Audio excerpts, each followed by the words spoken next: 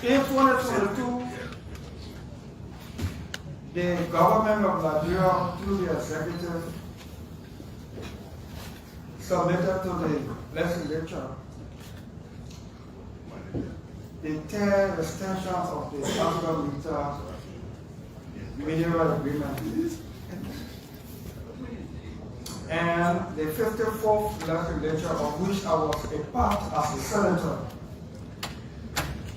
We did not agree with the third agreement, not in rejection of ArcelorMittal as an investment company, but we did not agree, and we sent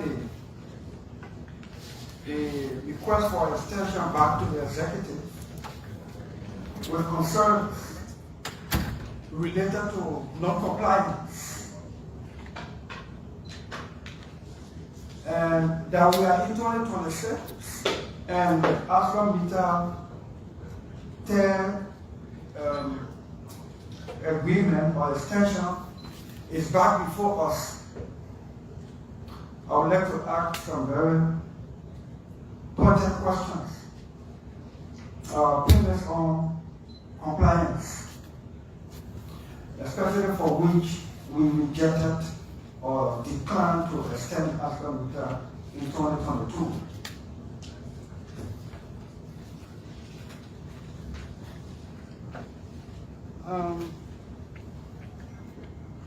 ArcelorMittal should construct medical facilities,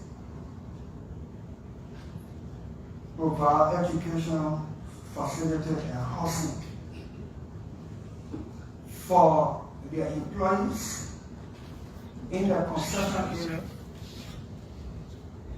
and for people living in those areas. Is there any proof to show that ArcelorMittal has constructed medical facilities, provide educational facilities, and housing for their employees in the concession areas? Question.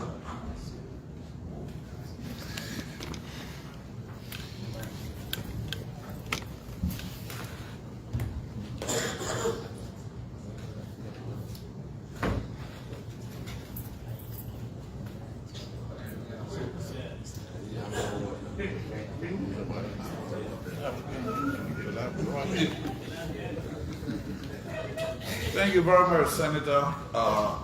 Definitely, I mean, the MFDP may not be the most competent agency, but as member of the IMCC, we are unfortunately at the entity that could best answer that question, which is the National Bureau of Concessions, which does a monitoring of those things. Not here. So we take advisement and we will refer to them to ensure that they can provide those information. Mr. Chairman, no, we're not taking notes.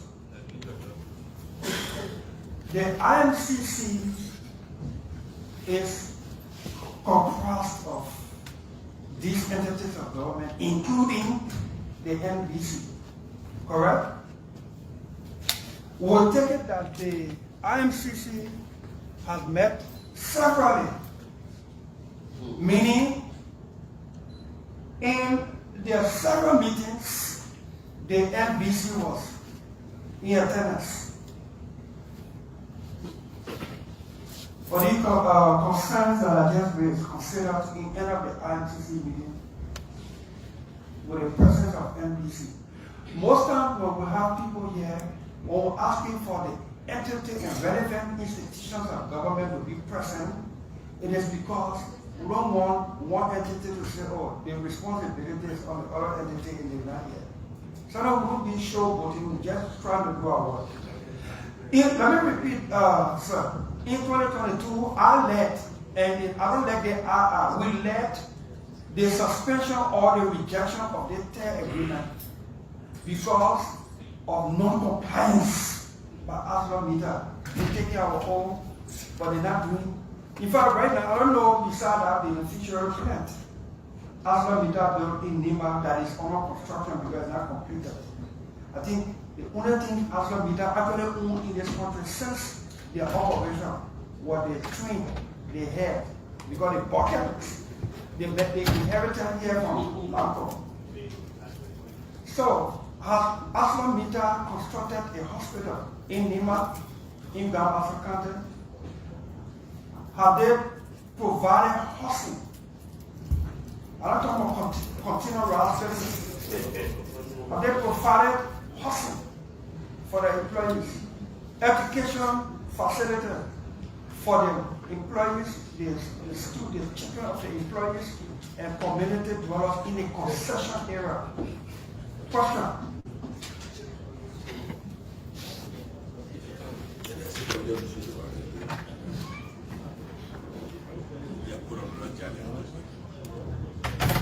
I will take it that we don't have answer to those questions right now, so we'll proceed. All I want to answer and tell where the hospital is constructed. Where the schools are constructed. Senator Bingham? Yes, sir. Thank you very much for the question.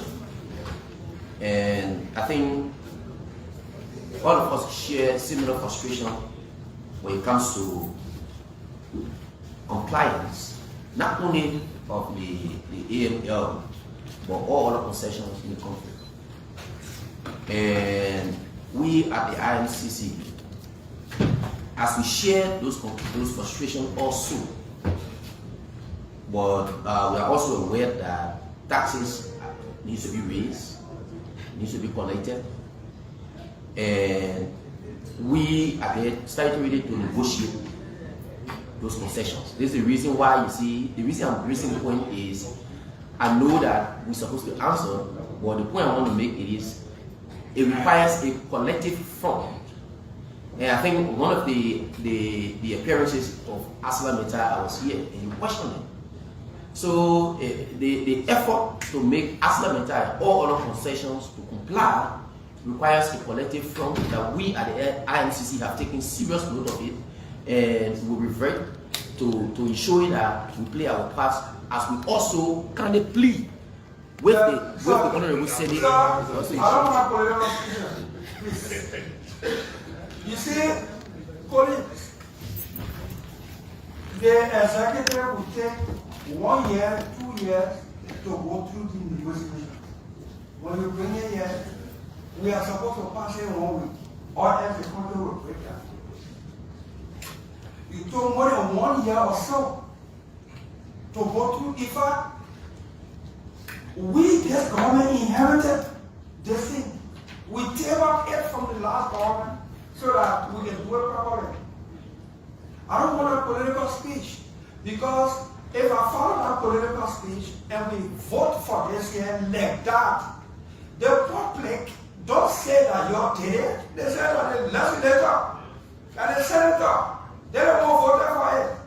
We don't have time. We don't do the negotiations. We don't sign these agreements. Well, How can you get more confidence? 25 years. 3 more years left. They are now constructing one hospital and only get another 25 years. So, no 1 minute, simply that political speech. I voted no in this chamber against the second agreement for B. Martin for this same thing. How can I flip it now? We got my own government. How do you expect me to flip it? My vote. Similarly, hospital construction, that physical, tangible asset you can see and touch. Hey, okay, answer me not there. What is speech for? Senator, Senator, the reason why I'm raising this concern is because we were asked similar question in the lower house, and the reason why the MDC respond was just simple. In the next 5 years, MDC said they are not having any budget support. There's no budget support to the MDC. Sir, I said, my Senator Stevie gave me a chance to answer the question twice. Do not answer what he didn't ask for. I have 2 more questions. So, unless later on It can be proven or shown that medical facilities were constructed, educational facilities were constructed, and hosting facilities constructed for the employees. Unless maybe later you can show that to me. When I was growing up,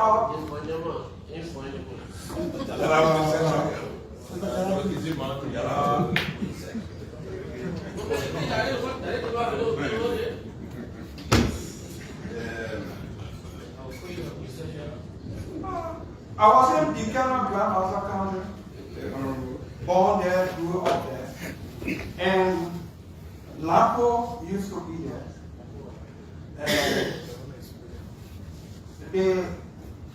The security department of Lapo was part of the operation department of Lanco, meaning the security people at Lanco were employees of Lanco. That made them to benefit. If I ever knew people that charged you them because he was the head of the Plant Protection Force, a resident in Nima County, in Yegepa. And I knew the Plant Protection Force, Grand Bassa County, Olanco, they were employees of Lanco.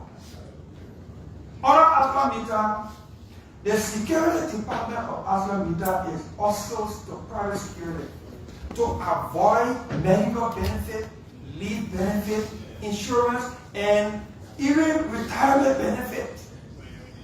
They outsource the job, the security department. Why is that so? Question. Senator, thank you so much. Before coming to this question, a certain reference I wanted to make, then I'll come to your question. Please do, sir. On the issue of the compliance issue, the compliance issue. Now, one of the reasons why we embedded clauses, because you know what happened in the past, those violations of the concession, the non-compliance quota, and to correct those things becomes so difficult. So now that we come to this amendment, that's why we put in all of those clauses, that those things that happened in the past will not be repeated. You see that in Ukepa as it relates to the housing facility, the prefab are there, most of it have been demolished, and right now there are some renovations of those housing facilities that are going there. And some of the challenges we have there now, those are occupying their house. And those houses, they are saying they should give them 2 years before they move. But the thing in ArcelorMittal is also providing transportation to those who are prepared to move so that they can renovate those houses. They provide transportation to move. But there is still that kind of non-compliance put up by community dwellers that are occupying those houses. But on the issue of those demolition and moving. And then, Mr. Minister, yeah. you were representative. Yeah. You served 2 terms? One. So you inherited the Aslamita when you were here at representative, correct? Yeah. In that deal, no. So good afternoon, good morning, good evening, depending on location where you're watching us from this time. We'd like to say welcome to BKS TV and welcome to the Heat Hour program here on BKS TV. On the Heat Hour, we say dialogue and a confrontation. We say words in a bullet. In tonight's edition of the show, we'll be hosting former representative of Electoral District 8, Nima County, Honorable Larry B. Yonkwa will be our guest here tonight on the show. And our discussion will center around the ArcelorMittal Liberia MDA extension. As it stands, the MDA has been ratified by the House of Representatives, which is the 55th National Legislature. They ratified the agreement yesterday with almost all of the representatives voting in favor or rectifying the agreement. Yonka will join us here tonight on the show. I think he has read the document. He has read the the MD extension. He'll be giving us the pros and cons about that extension and what led to that extension being rejected a couple of times in 2023, in 2022. If those things that the MD was rejected for, whether they have been resolved for that reason before the other extension. The show has been relayed on Voice of Tapeta in Tapeta City, Nima County. Mr. Jacob Bantu of Tapeta, of Voice of Tapeta, is relaying the show this evening from Voice of Tapeta in Tapeta City, Nima County. Without further ado, let me bring on Larry on. The rest of the panelists will be joining us here very shortly. I'm very sorry for the poor quality of my voice. I have a little bit of cold, couple of different things too as well. But Larry is here. Let's bring the honorable man on. Larry, good evening and welcome to the show. Well, good evening. Good evening, Mr. Payne and your fellow hosts. I'm very happy to be here today. I must apologize for the interruption we had the other day, but yet you guys insisted that I come back. So yeah, I hope we'll pick up from where we left. Thankfully, the way you're coming now, the whole MDA thing, I think, is set for proper discussion because it has been rectified by the House of Representatives. It just needs concurrence from the Senate. So you're going to be telling us everything we need to know about that deal tonight. But again, welcome to the show. How you been? Well, by the grace of God, we are good. I was not very strong today, but because of the insistence and the exigencies as expressed by you, the host, we thought to make our people not to wait for long so that we can make our own little contribution to what is currently obtaining in our motherland. So I'm happy to be back. Yeah. That's great. Thank you for accepting our invitation here tonight. You talked to your Facebook page 2 days ago to make some clarity about this whole National County Sports Meeting, who have won it, the highest, who is doing this. Give us the little historicity of the entire county meet. How many times has NIMBA won? Well, in actual terms, NIMBA has won 8 times. Okay. I was in 10th grade when NIMBA won the first, and we were very close to Yekepa at the time. Senegal had always been the melting pot of NIMBA politics because they were the seat of government is. And so until 1980, 1979, 1980, it has always been Yekepa that has been coordinating the county league, even though bulk of the players came from Senegal Central High, the almighty alligator. So the superintendent will find it easy to work with Ole Weston of Lango JV Operating Company to organize our team. And they will come to Senegal, get some of our balls, and then they add to players that were playing for the community league like Cisno, Zangma, and Olympic, and the rest of it from Yekepa. And then there was no restriction, so they would come to Monrovia, get the IE and Barrow balls and the Kinshasa Warrior balls, and they would strengthen our team to add to our local guys in Senegal, they like Kurumoli, Fowi, Azegulok, Caleb, Nemo, and the rest of it. So I very much know we won in 78 and 79. If you look at the chronological listing that I given, there is no champion for 1980. And it was 1980, we were not small boys, we were in Senegal. I was in the 12th grade when Doe took over the national executive in July. And so obviously, Doe being a young man who wanted to see show going on, I'm sure, obviously, and there was actually a county league in 1980 after NIMBA had won it 2 times back to back. And NIMBA won. And I can remember it was said that NIMBA married that cup, kept it for good.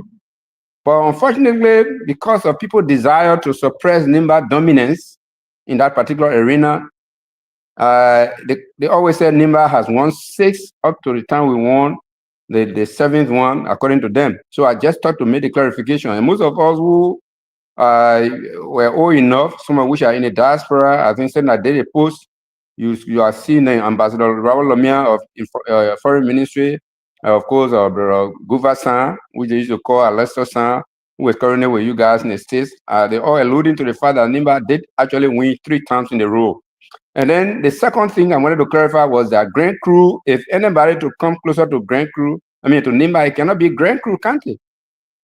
Or even if it is so, because she has won at least 4 since the war, since its creation in 1984, then that's it. But it cannot be to say they are in numbers. They have won 6 times, because Grand Cru became a county in 1984 when Doe decided to change the then 6 or 5 territories. He had to change some of them to counties. So Grand Cru County came out of Cru Coast territory of Sano and Sasan territory of Maryland. Today in Grand Cru County, you have the Grable and Cru divide. The Sasan are the Grables from Maryland, and Cru Coast came from Sano. The 2 of them went together, and you have what? Grand Cru County. So to say Grand Cru County has won 6 times, when you know that they started winning in the 80s, they won some of it in the 70s. Grand Cru did not exist in 1970. How could they have won? We have Cru Coast territory and we have Sasan territory. Similarly, Riverside County was created in 1984, honored from Bassa. It was a territory. It used to taper in the county league as a territory. Bombay County used to taper as a territory. So were Gibi territory and Marshall territory. So these were created in 1984, thus taking the number of counties from 9 to 13. It was Charles Taylor who cut Lower Lofa from Lofa County and created Bapulu, Bama and Bopulu. They combined them into a county. And of course, they took the Bush Grable, as they used to call River G people, because the people from the Harpers end, they used to refer to them as Bush Grable, and the Grand Gideon, the Crown people did not really accept them as Crown. Therefore, they were just in that limbo. So Nathaniel Williams, being very close to Charles Taylor, said, look, my friend, our people need some amplification in their status. And so that how can the issue of Bapulu, let's say River G came, and Bapulu came lately, thus making the counties in Nimba to be 15. They were created by Charles Taylor. But Grand Cru County did not exist prior to the time she was winning as Cru Coast territory. So I just wanted to make that clarification. So having said that, Nimba is the crown king of Liberia football, and nobody is closer to it. And I've thrown that challenge. I want people to tell me, let them go back to their book and challenge that 1980 was not won by Nimba. It was the time when we came to Monrovia in 1981 to attend university. I saw the like of Wusuma, a Zoge brother who performed superbly for Nimba and was co-opted by Invincible 11. And so Tokpa Kekpe, who was a striker from Senegal, was a striking man for Nimba. And he was also brought by Lunsta, or Invincible 11. We saw them play in Monrovia. Then the likes of Sekou Gomez, James Banama, Coco Ule, all of them came from Monrovia those days, and they were playing for Nimba County. These were the popular names. We were not small children. We followed it very closely. So basically, and as a clarification, saying I made it, nobody had challenged it. And so that's it. And from now on, I think our superintendent, like I said in my write-up, just as they are trying to make people to know, to recognize Senegal as a place where the OAU discussion started, they should also make sure this particular record is corrected. So Nimba can be having the 8th trophy. And we have to make any jersey next time. Let's put our 8th trophy on it so that people will know that we have record that nobody has ever beaten, and only we have the record to beat. So basically, this is what I just wanted to say. So everything got to be politics, serious. So we wanted to just interject that little social aspect there, because that was the movement, and Nimba needed to that was my way of tribute, paying tribute to our gallant men and women of the Nimba sports community, and of course our leadership, who did very well to motivate, to mobilize the citizenry, and they did what they could to ensure that we had the victory. So that was my way of paying contribution, tribute to them. Thank you. That was a really, really great history to be told, because some of us, We don't know about this history. All we know is what the Ministry of Youth and Sports tell us. So we believe what they say. But you guys are the old heads coming up now to make this correction. I think it means a Right. lot to us. From now onward, we will start to champion that to say, yes, indeed, we've won 8 trophies instead of 7 or 6 or something. So, I mean, it's a great history for you to tell us. Really great one. But let's go to Yeah. the core issue here tonight. The core issue here tonight is ArcelorMittal Liberia, MDA rectification, MDA extension, all that. Now, you were in the 53rd and the 54th. And during that time, the MDA came before you guys. You had some qualms and you rejected the MDA at that time for it to not be rectified in the 54th National Legislature. Now, I want to ask you this question before we go to the main discussion. If you were in the 55th National Legislature, would you have voted to rectify this current extension before the House? This current extension that was ratified yesterday by the House of Representatives, would you have voted to ratify that? No, my decision would have been predicated upon certain conditionality. A certain thing, as were documented by the caucus and officially presented to those that matter, were not incorporated, I wouldn't have voted. You will know that NIMBA has only 9-man delegation. 9 out of 73, they are far above the simple majority that are required to ratify any major document. And so numerically, NIMBA cannot resist. But what NIMBA can do is to ensure that even if our interest is mortgaged, even if our interest is undermined, the NIMBA delegation will have exemplified ourselves to set aside, well, they did it to us because they have the numerical strength. But this is our position. But I didn't see it coming. The one that appeared before us in the 53rd, we were trying to be very strong, and they told us, no, this was just about the revenue aspect, the tax aspect, so that given what these gentlemen go through, the COVID, not the Ebola and the rest of it, we can give some tax break and things like that. It was not time for injection of anything that has to do with infrastructure and the rest of it. So that economic aspect went through. But when we were in the 54th, and the same stuff came, considering that we read that even the beneficiating plant that is located today in Zolowi at Togade, where they are increasing their own yield for maximal exploitation of our resources and not an investment component, it was supposed to be done in the first 25 years. And so why would you want to do it almost at the time you are asking us to extend you? So we said, no, there are a lot of things. Besides that, there is a distinction between construction and rehabilitation, or what you call a renovation. The concession agreement is categorical that these people will have infrastructures in Yekepa and in Bikena, because those are the 2 areas that they are based. Bonkade is only helping to convey the substance because it hosts the railroad, but Nimba and Bassa are the 2 places where the actions are. And for them to know they are on record for saying that they are not constructed, even the one they are doing in relocating the G.W. Harley Hospital in Sanekole, it is not those hospitals they talk about. It is because of the vibration, the disorientation caused by the movement of the train among our people who are hospitalized and the workers that are there, that out of compulsion, they're supposed to relocate that hospital. Even as that, they are doing it on a partnership basis. NIMBA is giving a couple of millions of dollars, and they are supposed to give a couple of millions of dollars. So that is how that land that was granted by one of our colleagues from Second on the Zogowi Highway, that has the construction is going on, which is not even completed yet. But the hospital that was talked about in the concession agreement to be built had never been built. It is not the old Lango Hospital that had been brought to some level of operationalization, which is not even on par with what a multi-billion corporation like ArcelorMittal is supposed to be boasting of. And of course, we still have the government hospital in Buchanan. There is nothing like that that has been done in Buchanan. So again, that is the glaring fact. They haven't constructed one. Whatever they are doing now should have been done.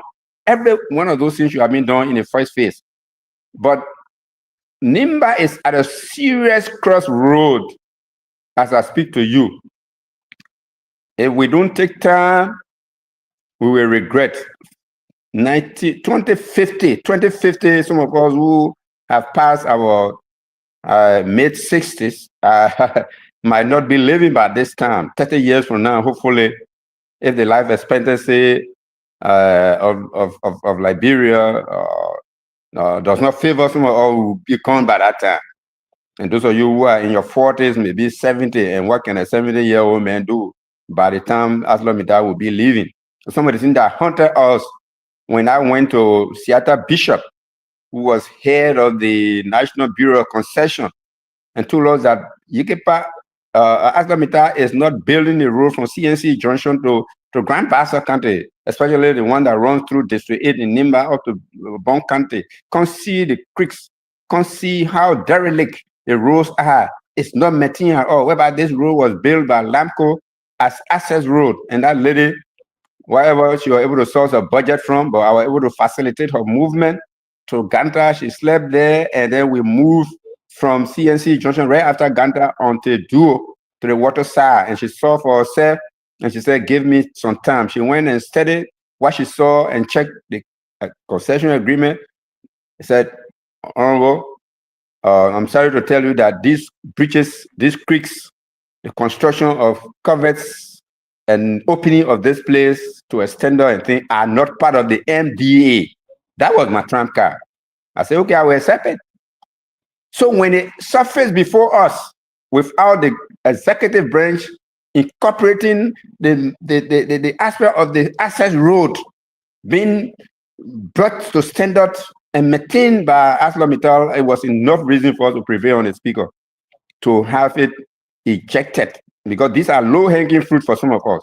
The one our senator has been articulating very eloquently about selling to their parent company, overstating the cost and understating the revenue, thereby Liberia not making use of her royalty, her percentage, 30% percentage, a lot of things that they are doing to avoid giving to live. Those are the high-hanging fruit. Those are the things our national economists, our national financiers, and those are issues that concern the entire country. But the one that had to do with my people personally. And Nimba Caucus spoke in one tune and were able to prevail on other very agile members of the House, and it was rejected. It was rejected because they didn't have anything to lose. They say a couple of years, even as we speak, this is 2026. They got solid 4 years to complete their first term. So why was the hurry? Whereby, according to the MDA, it's only 1 year to time. Only 1 year to time, you're supposed to be talking about concession agreement being extended. And so it was rejected, just as we did in the case of Cabinet Janet. The Cabinet Janet was being ejected from the bench simply because he disagreed with a decision that has to do with Liberty Party and CDC. We felt that the honor our Liberian law decision you take in your capacity, in your official capacity as a judge, as a lawmaker on the floor, you cannot be prosecuted for that. You can't say because the man took an exception to a decision that a full bench took, therefore you wanted to get him out. We prevailed on the speaker at the time that, look, this was not correct. Besides that, up to now, Liberia does not have an impeachment law.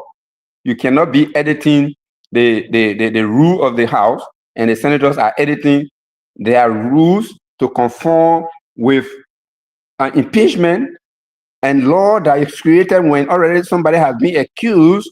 It's not ex post facto. And so we told the speaker, this is not going to work in our interest. Not only because this gentleman is from Nimba, but he's a Liberian.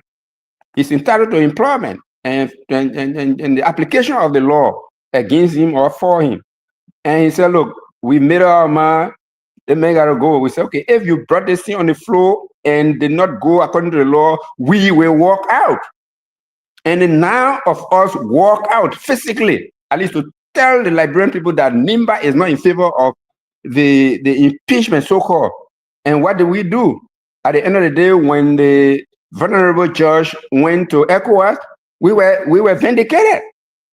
So this particular one, our brothers sat there saying we don't have any female among us at the lower house for this particular law to pass without any of those issues being addressed, even though they had earlier pinned it down, according to Honorable Ability and Honorable Toayen, who they have been very vociferous on this issue. These things were pinned down and presented to our country administration. And of course, to those that were mediating on behalf of ArcelorMittal, that this thing, we want to see them. For you to have nothing say about this, and you didn't take any unequivocal action that will show that you are not in agreement, even though numerically nothing you can do about it. It has more questions than answers, and nobody should get me wrong. I would not have rejected ArcelorMittal extension simply because because of one or two disagreements. But there must be some commitment. For example, the $200,000 United States dollars that were supposed to be offered every year for the training of our people at the highest level. Some of us would not have been a little bit active in a fearless manner if we had not had a master's degree in 1988 to come back in Liberia and have been contributing. Apparently, education makes you fearless. It's an equalizer. You get what I'm saying? And so our brothers and sisters that are coming out, if they are utilize that $200,000 United States dollars on them, at least 50% is cut and given to Bond, BASA, and NIMBA, and then divide proportionally as they do the social development fund. And the rest, 100,000, go to the generality of the Liberian population. At least we will be sure that half of that 100,000 that are given to the three affected community will be to NIMBA, and we will find any kind of great point, any kind of qualification they will set for our children to go for education, especially targeted education in the area of mining, geology, and those associated fees that will embolden NIMBA participation in the future. Saying we are endowed with mineral resources. One of the things I want to say that NIMBA is at a crossroads for which we become. I'm not going to be very specific about what is in the details. The devil are in the details. But this particular MDA is almost taking all available identifiable iron ore reserve in Upper NIMBA. And we're going to 2050. Are you kidding me? Are you kidding me? Are you talking about Gangora, Gililreton, and Togade? These were the three that are incorporated in the first MDA. But because ArcelorMittal wanted to control the port and the iron ore, they didn't have problem with that. The map is attached to the OMDA. It was because of that the Lands and Mine Ministry, that is the court, let's say the Mines and Energy Ministry, or do we call it, okay, at the time of Lands and Mine Ministry, went and gave the billet, do we call it the Mombele, as well as the Deton in the Zor area, Zor and Say area, to a company called Solway. And they were exploring, and they did a lot of things. I can remember I took part in a program where they were supposed to tap on the running water from Sanikole, and run the pipe all the way to their control area in Zolowi, and everybody, so everybody should be having pipe-borne water. But because that was what these companies and things were about to do for our people, the citizens really accepted them. They found huge quantity of iron ore. Unfortunately, that deal had to be taken from them, and ArcelorMittal was either told to pay the people expenses and the rest of it. So they are not taking all of those iron ore reserves. You know what it means? If they kept that one and they didn't do what we wanted to do, to pay the road from Sekimpa or Senegole to Yugepa, to move our people from living in containers to rehabilitate those construction, those buildings that existed in Yugepa. If they didn't do so, at least the new concession that will go to Mombele and Deton could have provided that. And I'm also hearing that the Kitamo Mountain, one of the huge deposits of iron ore from Boag Palasono all the way to Boageri, right on the road beyond the Senegole checkpoint, coming all the way to Kitamo to Bathing Waterfall, that huge iron ore deposit. I'm hearing that it is part of it. What are we talking about here? So if I just hope it is not true because I have not read that particular one. But these are issues. These are issues that we must address. Now, yeah, go ahead. This MDA extension, from all indication, you guys rejected on a couple of issues. Number one grounds was that ArcelorMittal promised to build a hospital in Yekepa and also in Buchanan, but they didn't do so. For that reason, you guys rejected that MDA extension. But now, before the 55th National Legislature, do you think they took all of the pros and cons into consideration before ratifying this document? And why do you think they rushed to ratify this document? Well, your guess is as good as mine. And I just came from Nimba on Thursday, last week Thursday. When I was there, I overheard from one radio station that 3 of our representatives were in Zotapa having consultation with our people. The way I heard it, they say in the presence of an ArcelorMittal emissary or whatever it is, Zotapa, even the affected community, Zor is not part of it as far as the OMDA is concerned. Why not Senekole? Why not Zolowi? Why not Bunandi or one of those areas that are currently affected by the operation of the company? So a lot of things have been happening, but again, I'm not the one to pass judgment on our colleagues that are there. Maybe they did it in good faith. I live in the district currently as one of the affected citizens. I'm sure if even my representative has called such a meeting, I would have made myself available as a resource person to guide them.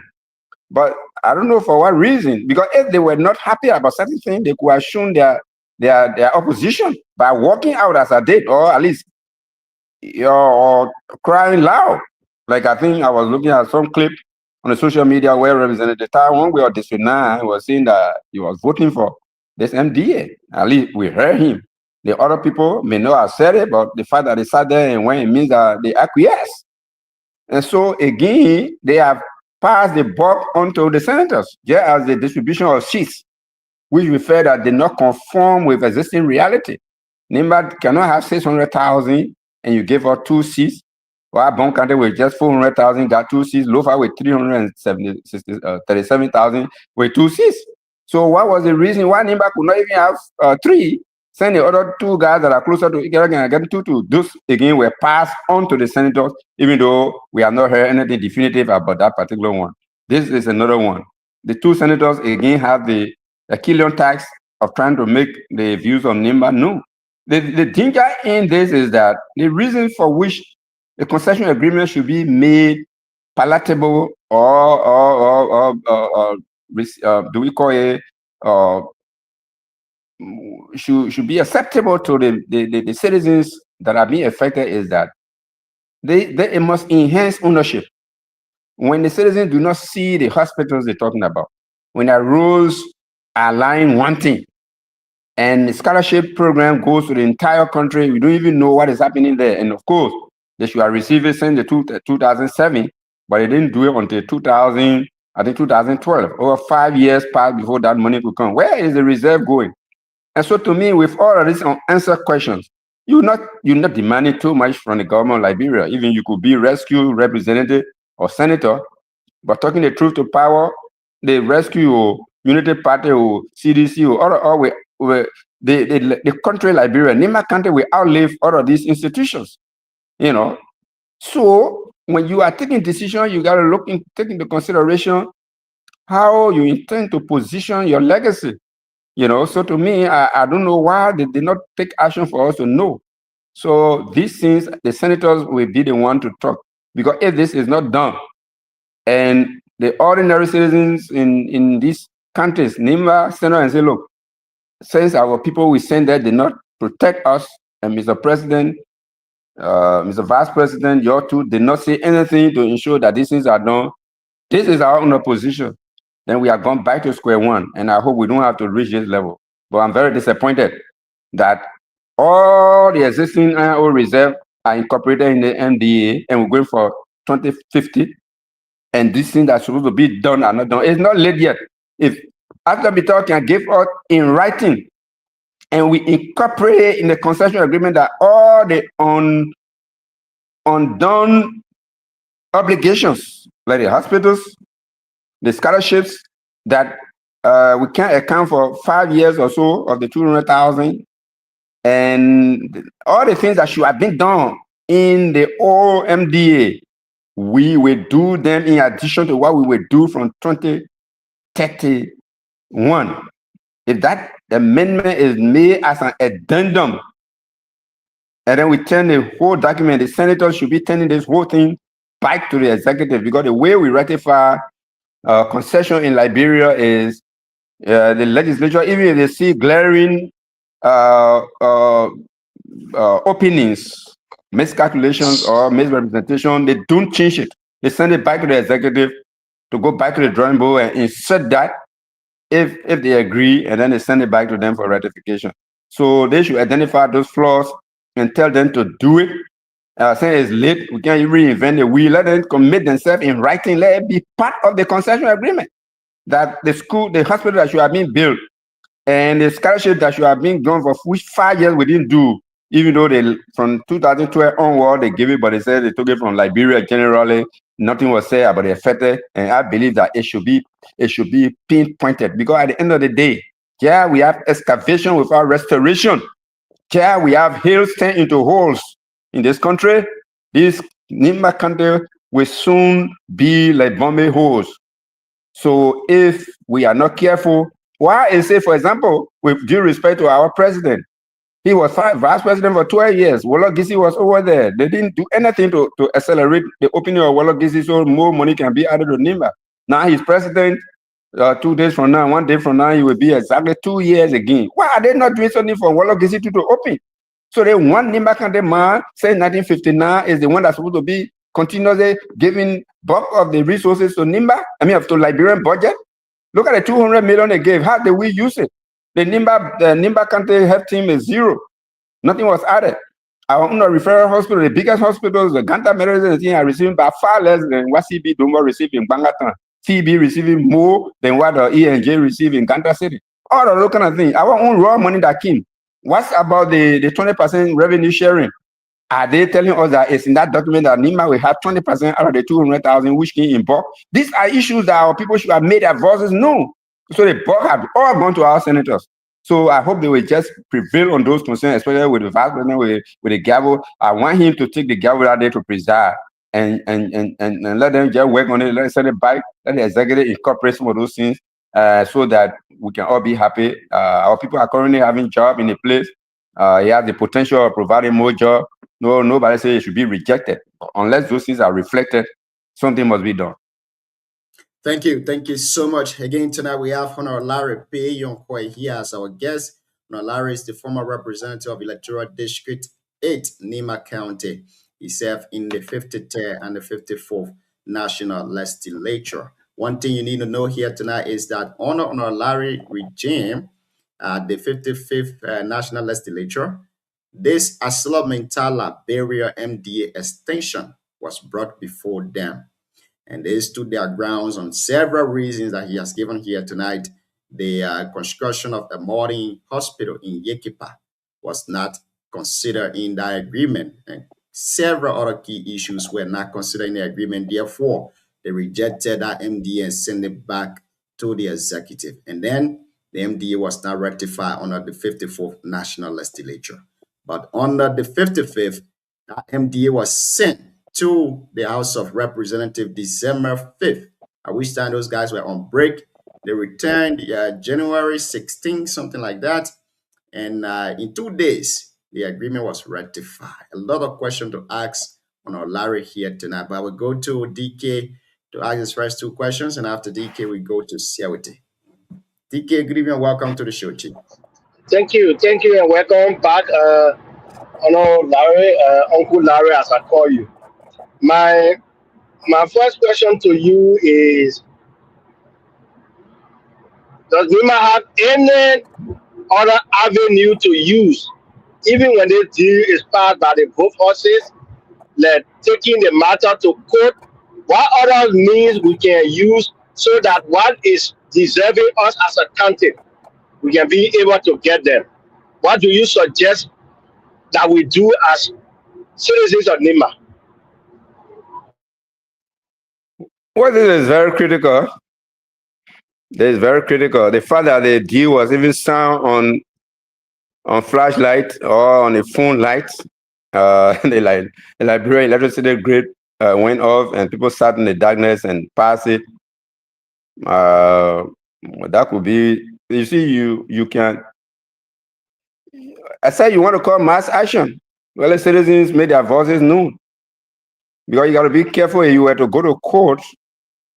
If you are not careful on what you are taking to court, if it is not procedural breaches, for example, if the report that came from the committee room was not open for discussion, a vote was not taken in a transparent way where we know where each of the members voted, and if there is any procedural matter which is legal and constitutional, that's the only way you can go to court and your case will be heard. But if you win because you're not happy and the people have numerical strength and they beat you, then you just leave your own with God. And so if Senator Twain and Koga and any other senator who is not in agreement with this will want to go to court, it has to be on a constitutional breach, because that's the only way the court will have a say. Otherwise, you run a risk of being saying, look, we cannot interfere in the work of another branch. But for example, like during the 54th thing became so bad that some of our CDC colleagues felt that the whole country was just for them to play with it. Some laws will come today and they will want a motion to be made for it to pass the same day. And we will say, but what kind of thing is this? You know, and I hope that's not what is happening. Because in that case, you can go to court and you will prevail. Because the law says all laws in Liberia should conform with what? The Constitution. You can't have your own rule that says any bill that comes must go first in the committee room to come back, and a bill is introduced today and you passing it because of exigency best known to you. If there are any breaches that have to do with constitutionality, you can go to court. But the best way as a big country is for the citizens to make their voices known. By making people to know that they are not happy. You can't mortgage the people's future for 25 plus 4 years, 29 years. You know what you're talking about? And then the people documented it, the caucus wrote everything and presented it to our people. So what were the discussions about? And you know that the former Lands and Mine minister, what we are hearing is that he has to be ejected because he didn't agree to signing. Because when these documents are coming before the legislature, it comes duly signed and approved by the president.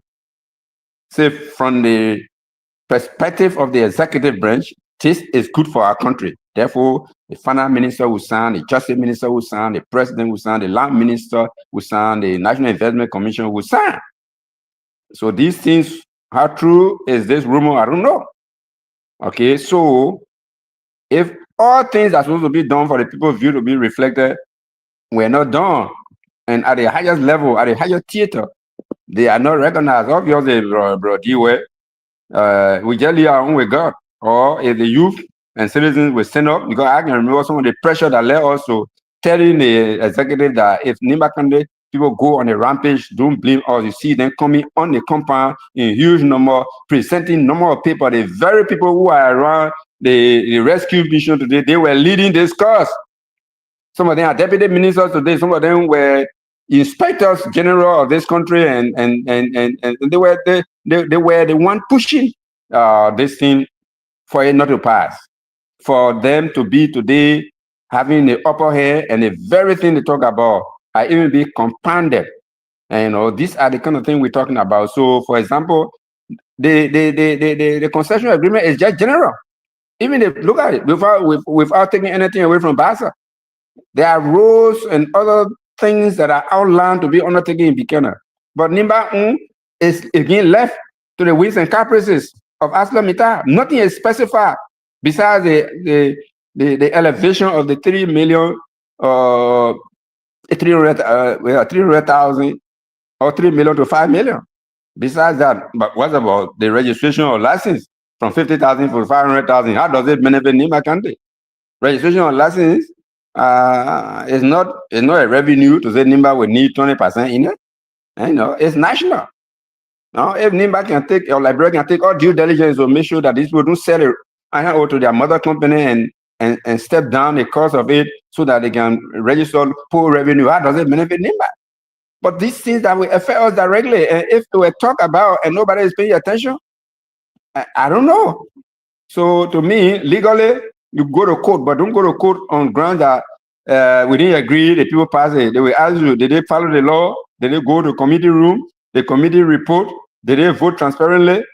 Okay, if they did so, then they did their job. The court can't do anything about it. But if they were to sidestep any of these laws that I'm quoting in terms of how laws are supposed to pass, the court will listen to you. But anything short of that, no, because the court will not interfere in your activity.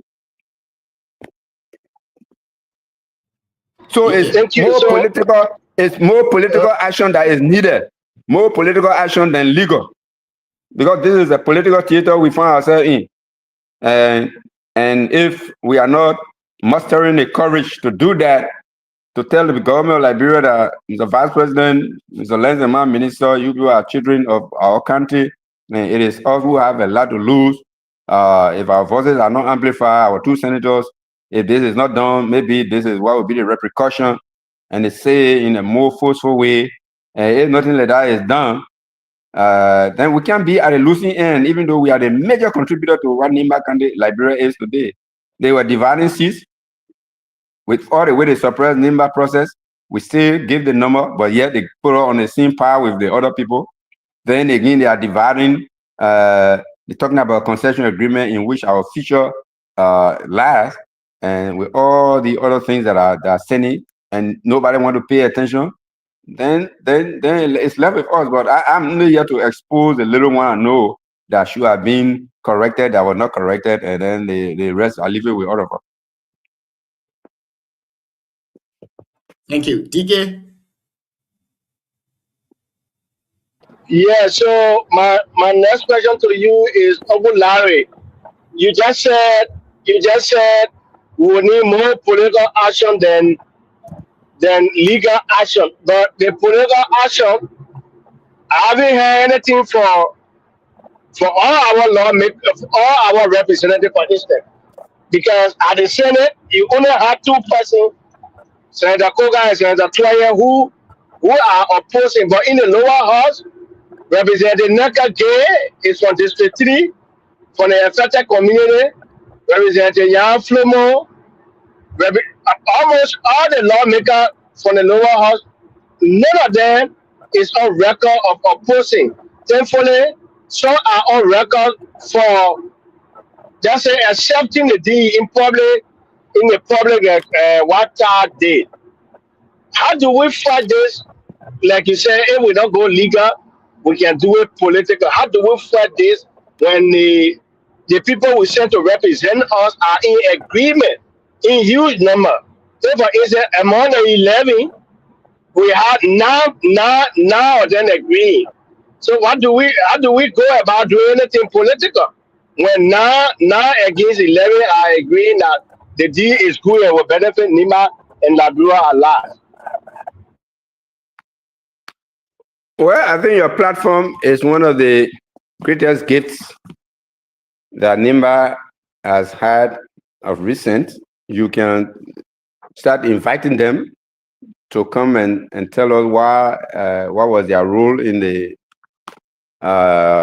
ratification process and what motivated them to do what they did by voting for a law that has a lot that the citizens have not been happy with.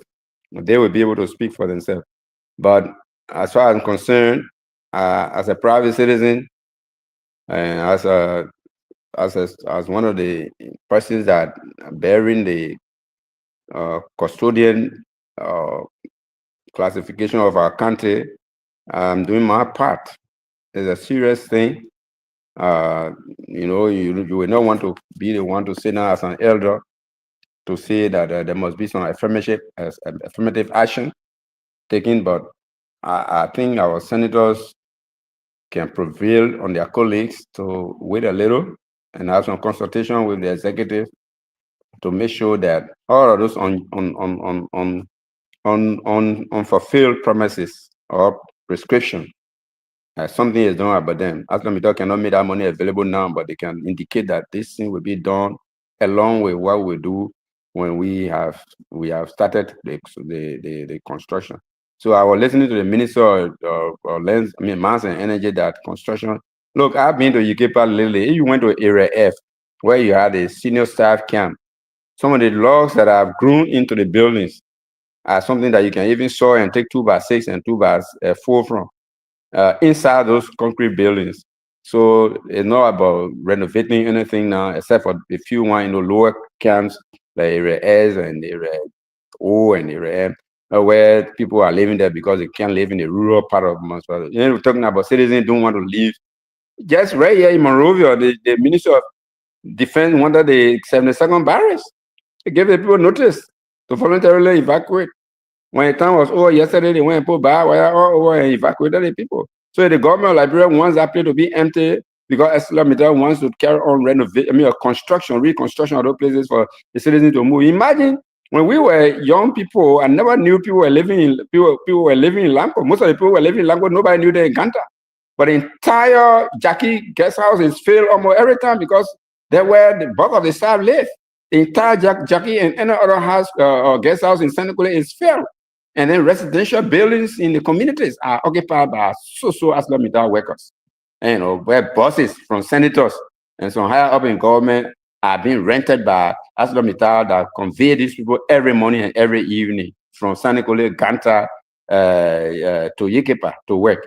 How can we put stop to this without taking bread from some of the senators' mouth, from some of the higher ups in government mouth?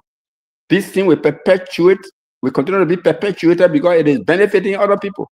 So the work we have to do is more than that. That's why people say, oh, when I posted today that, okay, I've accepted an invitation to reappear to discuss the MDA upon the behest of the host of BKS. Why are you going to say again? Why 12 years you were there? Why? But 12 years I was there, I'm telling you what I did. When one of us was being mistreated, we walk out physically. At least nobody had any iota of doubt that we didn't agree to it. We were there when the concession agreement came and we saw that dubieties were said there that will hunt our people. We take what we could until we were rejected. That was very categorical and deliberate. You can't have people who are supposed to be hanging here with people like us, at least to know what to do, and then they're sitting down there and we're talking about what we have on hand. Two major or high-profile documents have left the House of Representatives. Our senators are being inundated. How far can they go so that they cannot be overwhelmed and then they cave in? When you do that, the children we're dealing with now, most of them were born after 1990. They don't know about the war. They don't know about why it is. 10 years from now, when all year we are being incapacitated, where we are left the limelight. When they start taking action on the same concession agreement, how do you sit there for the kind of thing to happen? So those who will be alive, what will they be seeing? So this is the time now for our senators to just prevail on the document for us. The presiding officer of the Senate is the vice president. If he does not want to appear there so that he cannot appear confrontational with the president of the country, the pro tem and other people, the pro tem is already from the affected country. Like what Senator DeLong, our monitoring him, was saying, if you did not construct hospitals as was indicated, and you want to appear before me to give you 25 years, I hope they will stand by those kind of analysis. And I'm sure, given what I know about the brothers and sisters that are at that level, there will be some reasoning to exist. I still have the confidence that the senators will do the right thing. Since the last time around, it is the lower house that rejected it. I'm sure the senator will reject it, not because we don't want investment, but because we want things to be put into correct perspective. So we are still hopeful. Thank you very much. We are still hopeful. Siawate, welcome. Let's hear you ask your 2 questions, Chief.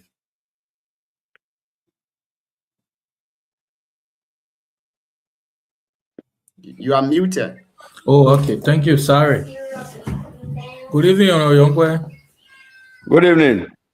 Yeah, I mean, it's a pleasure to be on the platform again. Thank you for always appearing. I think as a veteran lawmaker, your thoughts on this platform to the Nima people, I'm glad that the show is being relayed now on several community radio stations. I mean, you should not be deterred by what people say. Obviously, that's the society we live in Liberia. So once people, like you said, in the next 25 years, in the next 50 years, what we will be showing to our generation, I mean, it's beyond politics. It's not about, today. I mean, it hurt everyone because right now, what is happening for me, I don't think I already have question, but maybe you would deliberate on that.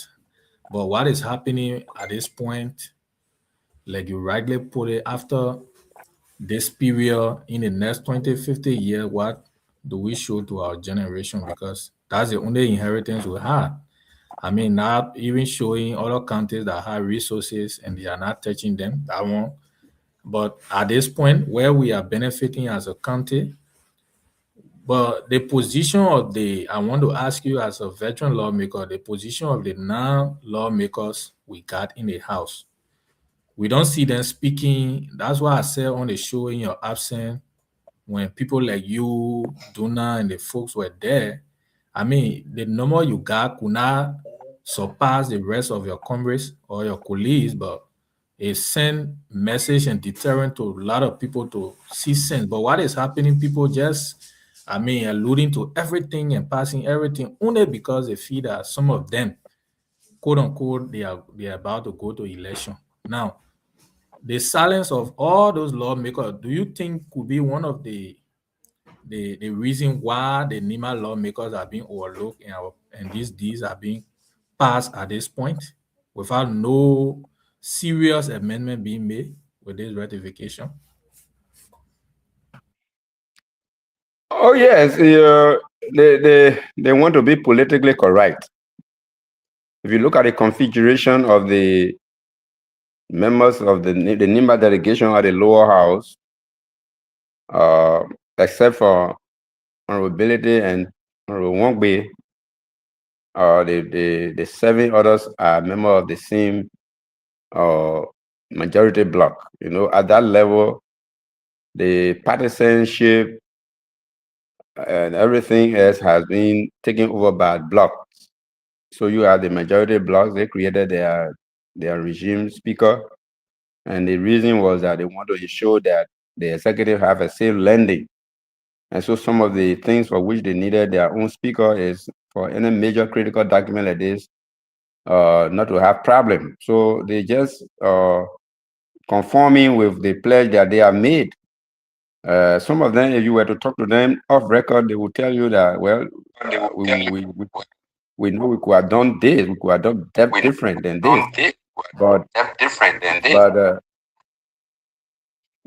this is why it is. I didn't expect anything less. But my only disappointment, I tend to be corrected, is Honorable Tai Wongbe. I don't know why he informed him his decision, especially so when instead of remaining quiet, so that the benefit of the doubt will be there to say, look, he had to leave room for doubt to say, well, maybe given that he had always been independent minded, he may not have voted for it, but for him to be put on record that he voted for it, it was good for our people.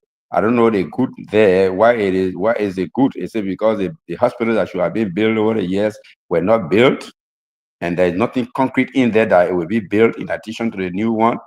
The $200,000, which at least 100,000 should have been given to Von NIMBA and LOFA, out of which half, as it is in the case of the Social Development Fund, will go to NIMBA, and our children will have the kind of qualification that will make us to survive at a higher level a few years from now, because it's not in there. Nothing is said about it. Is that what made it good? Our people continuously living in continuous, and the whole Yigipa thing place has been abandoned, and the rest of it, and they are not being held accountable to ensure that all these buildings are rebuilt before we can agree to this thing. Is that what you call is a good or concession agreement? These are the kind of thing I'm talking about. But other people, obviously, you don't expect them to go against what they have signed up for. They sign up as majority leader to ensure that they have a speaker that whatever the executive says can go through. So basically, that's what I can say is regrettable. But again, without running a race of criticizing my people, and they know me, I'm a very vocal person when it comes to these issues, and nobody can tell me, hey, you were there, what would you have done? I will call press conference and tell people, look, we did what we could, but this is why it is. But the only press conference we are hearing is that, yeah, we voted for it because it was a good law. Why made it a good law? You know, so right now, and one of the things I'm telling you about is that, for example, a senator from Sano, who was also with us in the 54, has come out and said, look, the way we do concession in country, we continue to perpetuate poverty among us. We have our iron ore reserve, our gold deposit. All of those things or somebody getting billions of dollars and we can get a 300 million, 30%. What are you talking about? So it's going to be partnership. We have our gold and diamond. That's our own billions of dollars. You bring in your billions of dollars to put the infrastructure in place and have it out. The 30% or whatever it is, that 40, 60, okay. But to say the guy will give all royalty, 3%, and your own 30% will never come because they will always tell you they didn't perform. You don't have any way of gauging the accuracy of the sales record they are giving to you. These are issues. So to me, I'm not criticizing our brother. It is their time they are there. But the fact that they are mute, it means they agree to it. And if you are agreeing to a document that we're not talking about futuristic enhancement of the living condition of the people, we're talking about retroactive enhancement. What should have been there that is not there. The hospitals have not been built. The one they are doing in Sanekole is partnership. Liberia, NIMBA is giving some money, and they are giving some money. We don't know up to now whether Aslam Midar is the one that started giving that money or Liberia, NIMBA had given the money. We don't know. All that kind of stuff are left unanswered. And then you went and you passed this thing last night on phone light, on touch light, because the capital building could not even maintain LEC, at that level. I'm sorry. I mean, the first branch of government could not prevail on LEC to ensure that they have special land to do certain things, because there are certain things that could not go through. Maybe anybody had to go to court. The dubious manner in which the law was passed in an unconducive manner, it could be one reason. But again, government is one. I don't know how far can we go with it. I think the bulk of it will be left with our citizens to decide on what next.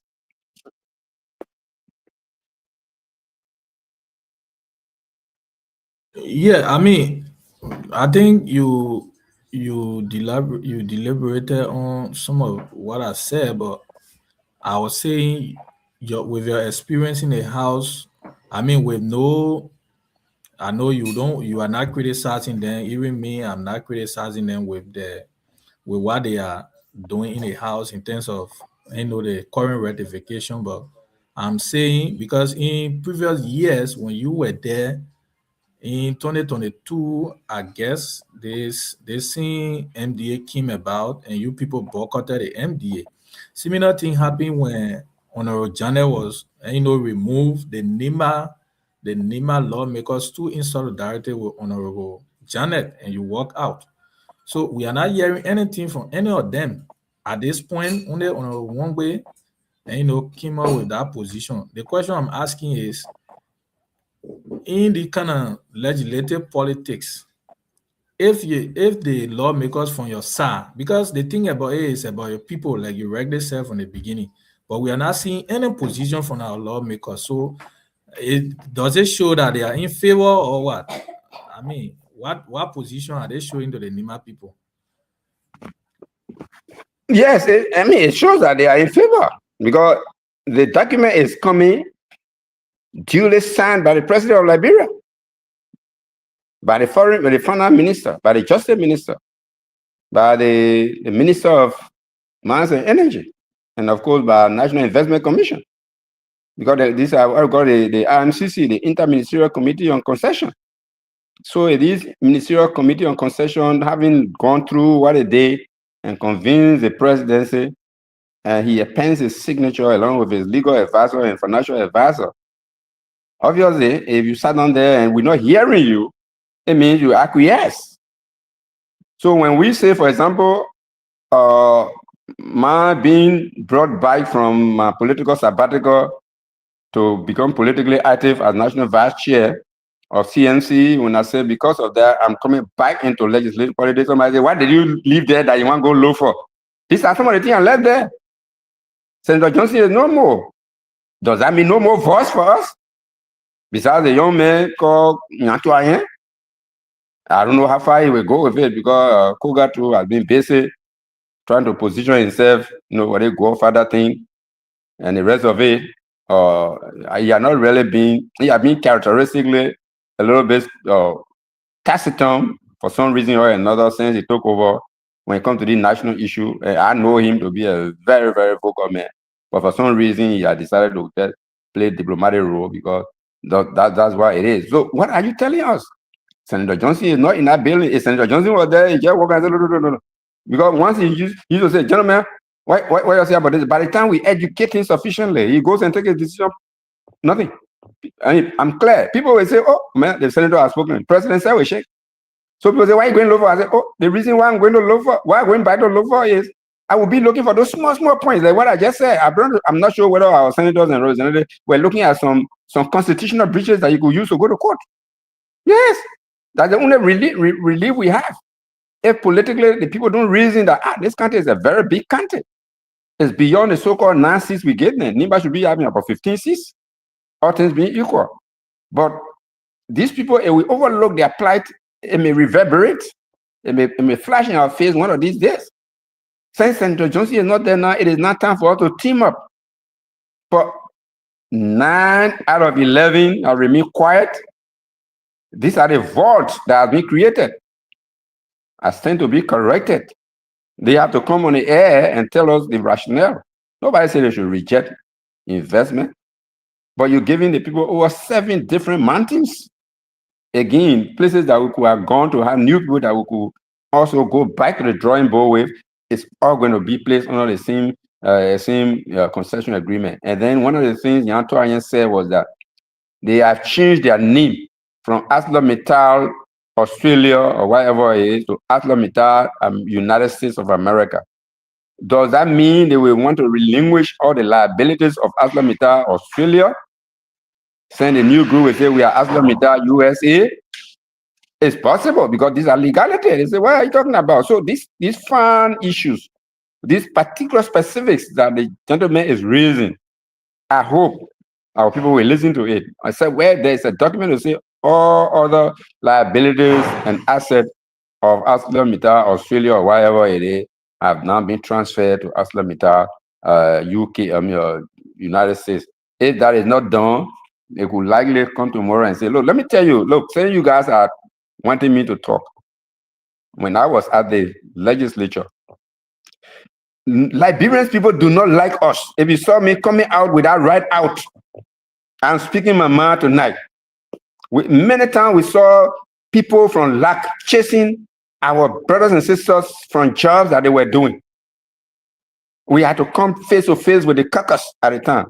The current pro-tem was the chair of the caucus. We had to come face to face with them. Our people were maltreated, kicked out of job. Dr. Nwokeyo was sent as a veteran educator to be president of the Maryland University, Tubman University. People did not have the intention of kicking out of it. It's only NIMBA that we can be very diplomatic with economic issues. We can have a concession agreement that is nothing is specifically stated there for NIMBA country. We were thinking that they could build an engineering university or college as part of their their social corporate responsibility. Nothing is spelled out there, except for 1 or 2 pieces of contribution they throw here and there. So this is what I had to go to Kumba, way in Bapulu country to go salvage whatever was left of the Nima people that were there.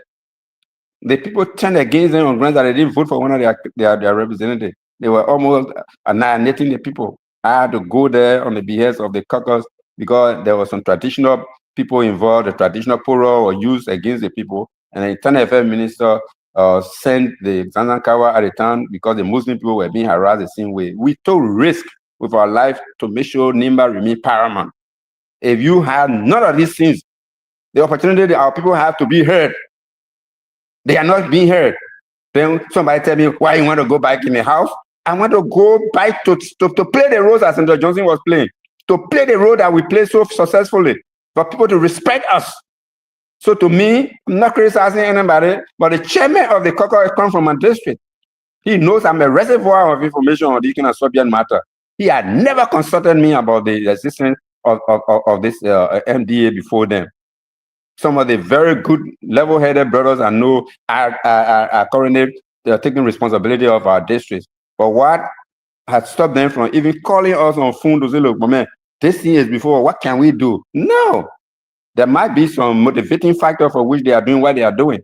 But again, if we keep quiet, we are going to be shamed before our children that are currently in 7th grade, 8th grade, 9th grade. We got 25 years, starting from 2021, 2031. Now, not small year. Those children will be out of high school already going to university. When they're reading these lines, everything online now.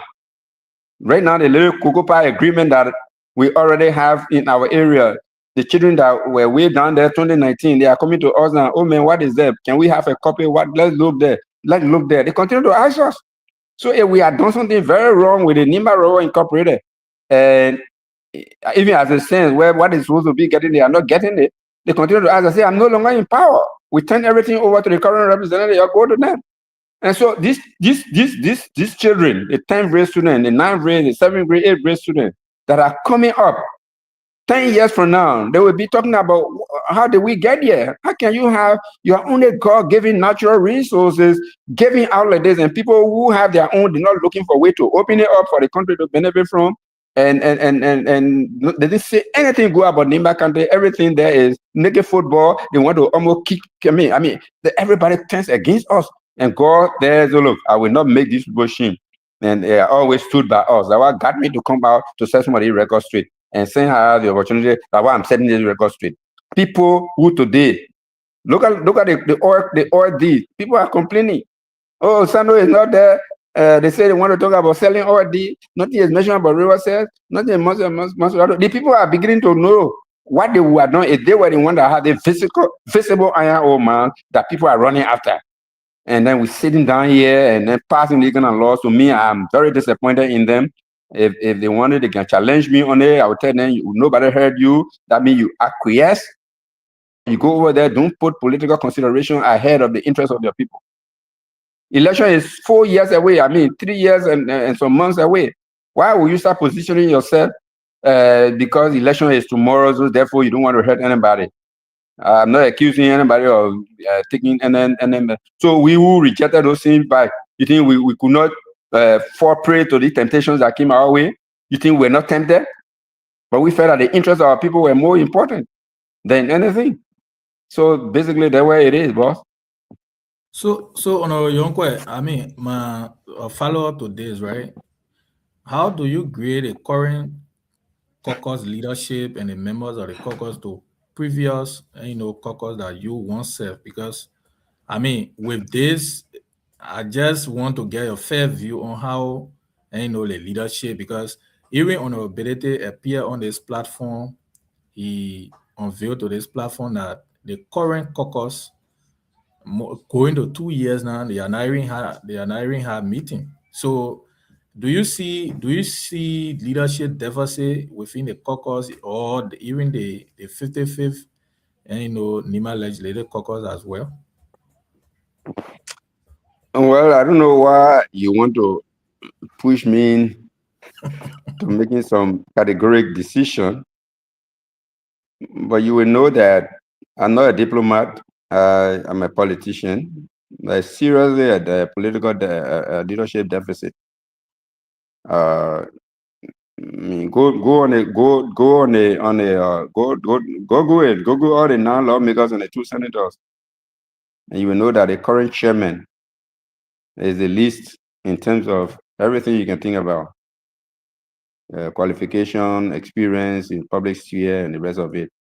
And so it's not because he's my adversary, but that is it. And immediately after the demise of Senator Johnson, there was news about new election. Maybe some people feel that even if I made news, what is my standing? At least you could say as I'm carrying the entire Nimba country on my shoulder as chairman of the caucus. But when you have people who, the only thing they fight for is to be in good standing with the vice president, good standing with the superintendent, these people are your colleagues. They should be working with you for the benefit of your people. And you remain quiet on these issues.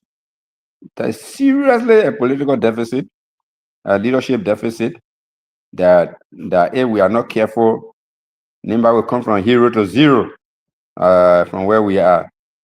So I hope it can be corrected, because there were many who had a view that, look, Senya Twain was the one that spoke on behalf of the caucus as in the Johnson burial, letting take over the mantle at the time Koga had not been elected. So the reason is that the profile of leaders, when they say the chairman, the caucus chair is coming to meet the other caucus chair or this international delegation, they first of all Google your name and look at your profile. Of course, your advocacy records too have to stand up. Nothing like that, nothing there to convince anybody that, no, my man, if you will take the action, what else? But these are the issues. So, my brother, I'm not in the business of grading people. The last time I taught myself in the classroom was in 2004 or 2005, when I resigned from Cottington after having served there for 5 years. I resigned to run for the first attempt I made at the house. So I never corrected anybody people since that time. So I'm not in the business of giving grade to people, but I will just describe what the situation is, a level you, whether they are at 30 or 40. But the one I know very well is my own representative, who coincidentally is a caucus chair, who I'm sure is not up to the task.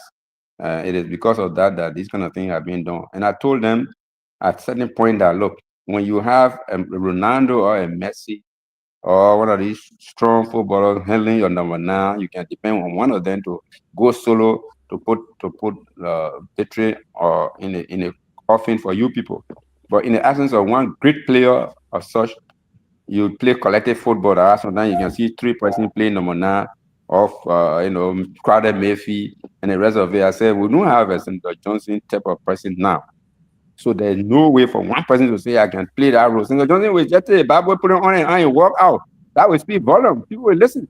But since we don't have such a personality now, it is time for us to be collective. Even go beyond the legislature and bring some of the brains that are around and just get your information. You will take your glory. But when you come and you people are there, we don't know what is happening. I got serious problem with that. And so basically that's why it is. There's a vacuum in the country. And unless we are careful, and unless the electorates are careful, we'll continue to go through what we are going for a long time. Because right now they are accumulating all their riches to come wasting on our people without asking them, what did you do when you were there? What was your advocacy record and the rest of it? And then they go and badmouth us. We are not supposed to talk. I said, no, anybody who calls money in the country one time will call you 3 times. And that's why we drew the line and we are living harmoniously with one another. But as it relates to Nimba Kante, it was bequeathed unto us by the likes of Jason Doe, the likes of Doe, and the rest of the luckily for some of us were big in leadership. 1974, I was in Senegal when Doyen was being replaced by Doe, right on the compound after Togo came for a visit. That's why we pick it up from there. Since then, we have been very active following Liberian Nimba politics. So nobody who is living now can claim to know more than us, except for the likes of Harry Yuan, Dr. Wilfred Boyu, these are our brother, then the old papi, then who all of us are in our Nimba chat room. But otherwise than that, all of us, everybody that living now, both of them are genius to us when it comes to knowing about Nimba politics. So nobody can lecture us about it. If they are not doing the right thing, we tell them. We are very disappointed. So I hope our senators are hearing. Let them know this thing is about national issue. If you're a senator, you're passed on this thing. I'm not talking about the 2 pitiful senators we have. The 30 of y'all, this thing is in your hand. Y'all send it back to the president and let the Nimba people document the road before. Y'all make sure they are inserted. Otherwise than that, they will not feel good. And if they don't feel good, in the long run, you will say one funny man, they call Larry Younger, he was on one air time, one time he said something, and if we are here, we will know I've gotten to where we are today. Basically, that's what I have to say. Thank you. Is this Honorable Yellow?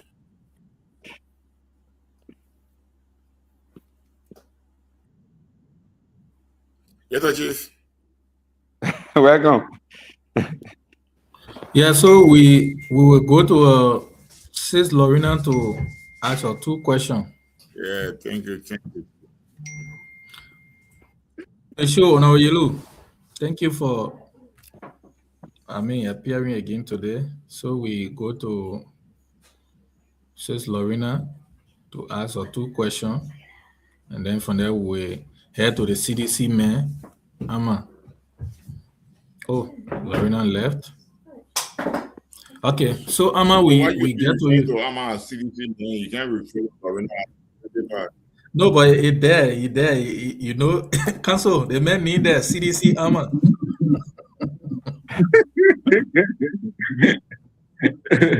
Oh, Thank you. I think over the past time I've been informing you guys here over and over. This is a start time in the history of Nimba County because some of us will follow legislative politics. When people like Honorable Larry Yankwe, Honorable Garrison Yelu, when they enter the legislature, the length of time that they take to adapt to the system, to understand the legislative flow and understand the legislative politics, it was quite fast and very much timely to what we are witnessing today in our time and in our history. To have a legislative caucus chairman, the Nimba County that Liberians and every legislative reporter know.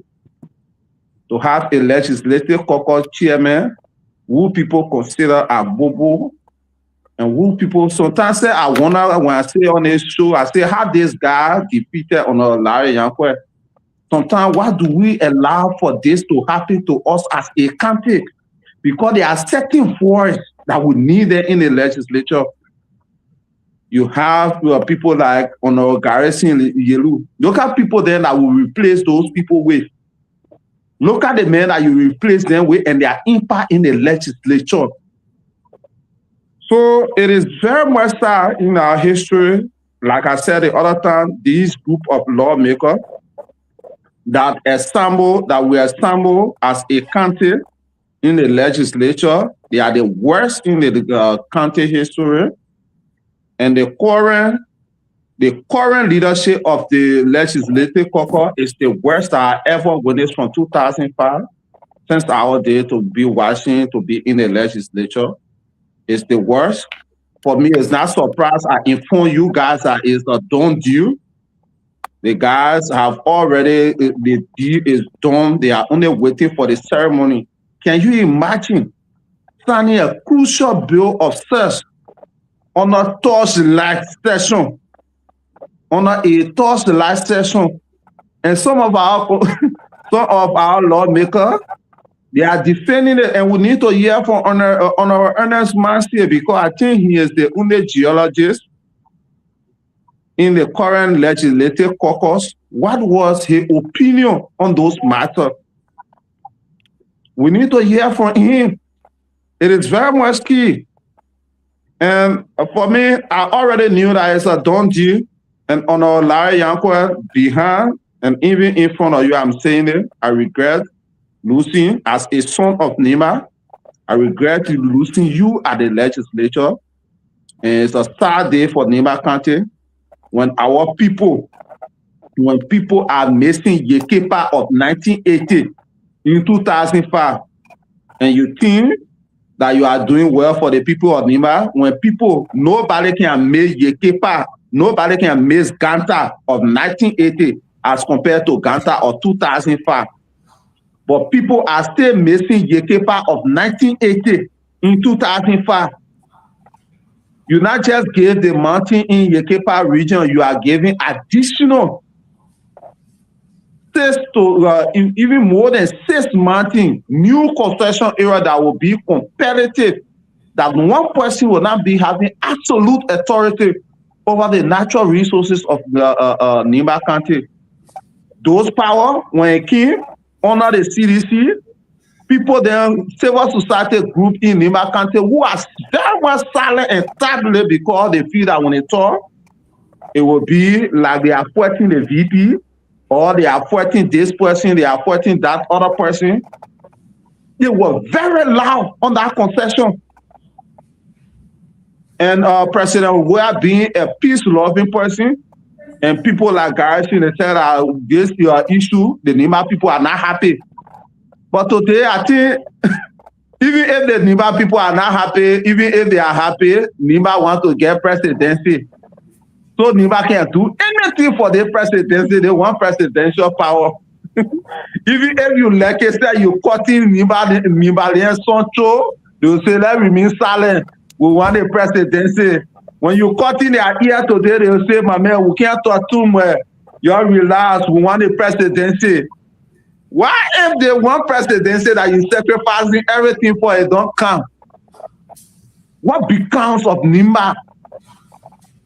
Like my father used to tell me, and this have been how you call it my mindset about life. Whether you like it or not, you will leave Liberia here. Liberia will move on without you. Nimba Kante will move on without you. But what you will be remembered for, and your children will be honored, will be served for, is the positive legacy that you left behind, not the wealth that you acquire. Today, people acquire millions, and that millions, they gone, their children are not even able to manage it, have turned to ghetto, they have turned to debt and grass all over. It is the legacy that you leave behind. Legislators of Nimba, the legislative caucus. You hearing your citizens crying, the people of Nimba, you open every other radio station, they are crying on this concession. The water pollution in Nimba coming to be very much high because various mountains that Asala Meta was never, they never had concession to, they are about to go there. And the next thing again, EPA with EPA and all of those people, the main reason that you cannot hold Asala Meta USA responsible for issues that have to do with Asala Meta Australia, the cleverly changes is because the liability, they fail to meet up with their first MDA. And if you maintain the need, Liberians can wake up today and sue Asala Meta USA to international court. And they will restitute all of those funding that they have stolen from the Nimba people. So cleverly, they change the name. And our people are not looking at that concession or even consulting lawyers. Nimba has some of the best lawyers in this town. But we do not have some of those people currently in the legislature. Why are they not being consulted? Bonkante do not have the mountain, but on our priest we have consultation from villages to villages with the people of Bonkante. The tree is only passing there. Why the Nimba Kante legislature could not muster the courage, the span, Thank you, Chief. to have consultation with the people, and all that they bring is going on the VP here, and he just sitting down there. He think that it is good, it is in his interest. Like I said, the VP will be the biggest liability when anything go on wrong from the Nimba Kante people. He will be accused, and he needs to make a position very clear on this matter. Thank you. Thank you. So sorry that I came late. Welcome to the show, my own father. And then we have the Liberia Nimba Kante best dancer, Honorable Yelu. Honorable saw I posted some kind of food from Ghana. They watch it. I saw Honorable spy my watch it. Sorry that I came late. I got some. In America we got a hustle, so I came on a hustle, and then I had to do my thing. But I want to say thanks to both of you for joining us. This thing is nothing to joke with. It's something very, very serious. I think is something that our future generation will hold those that are in leadership now accountable. I mean, I know my friend Tai Wongwei, Honorable Wongwei, came on Facebook. He made a post, but I was on the clock. I was pushing I commented, but I couldn't really expound on that because of the time constraint. But I saw Honorable Yelu response to that. And he talked about this is a sweet deal. He voted for it because it created job, and it's really sad. It's really, really sad. But Honorable Yelu, and then we also have my old man here today. We had Honorable Ability on the show the last time, a few days ago, and he expressed his dissatisfaction. In fact, he told us that the deal was going to be signed today. Everything he predicted came to pass. And I will go to Sis Lorena from here, and then our council and everyone else. But here's my question that I have, though. Some of us don't know much about the law. You don't have to be in the house, but just from a layman's standpoint, being a rational person, all the plans, everything they had in the previous MDA, not everything was accomplished, and they left everything undone, and they are rushing to get this one to pass, right? Why are they in so much rush? Why are they in so much rush? And honorability says something about business, which I agree to that. Any businessman will want to make business, want to make profit. But that's why we send our lawmakers over there to go and represent us. Are they reading this MDA? Are they reading it? Are they seeing all the things that are in it for our people? What happened to the previous agreement that they have in the previous MDA that were ignored, and they are pushing this one for the next 25 years? Honorable Yonkwe, you can speak to that, and then from there we'll go to Lorena and Sis Lorena, and then the Honorable Yellow. No, I think the role of the members of the lower house on NIMBA is mainly because of political consideration. Like I said before you come on, these people are signed up to dance into the tune of the executive. That's why they organize the majority block. You know that not every member, not everybody there was originally a Unity Party president. I know my brother Honorable Flomo and myself ran on CPP ticket, and he succeeded. And most of the other people were not part of the Unity Party as a party, but when there was a need to organize this majority block to wrestle the speaker from the CDC, how come that collaboration came? And they called themselves majority block. And the reason is for them to dance to the bidding of the chief executive. And what our lesson, the CDC man just talked about, NIMBA is eyeing the presidency, therefore anything that will make you to appear critical, we mean that you don't want that particular feat to be achieved. And so these considerations, when they are there, when some of our people like my representative is proud and say, yeah, I just came from the VP farm. Oh yeah, right now I'm meeting with the VP the other day. Everything is the way you show that you are superior is because you can see the VP anytime.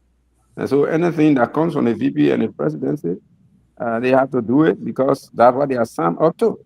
And I'm saying it's going to leave us in a very dangerous position. So basically, that's what I said. It's not because of any substantive improvement in the concession agreement. It's because of seek ye first the kingdom of the presidency, and all that shall be added unto you.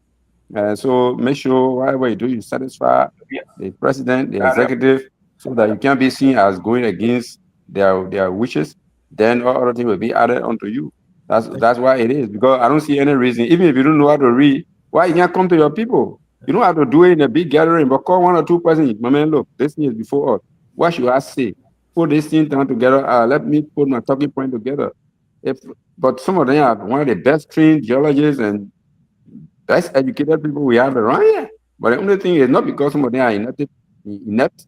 It's simply because some of them have signed up to dancing to the tune of the executive, and as such, even in crucial stage like this, they just have to do what they are promised to do. Basically, that's why it is. Thank you. So I said it. Yeah, thank you.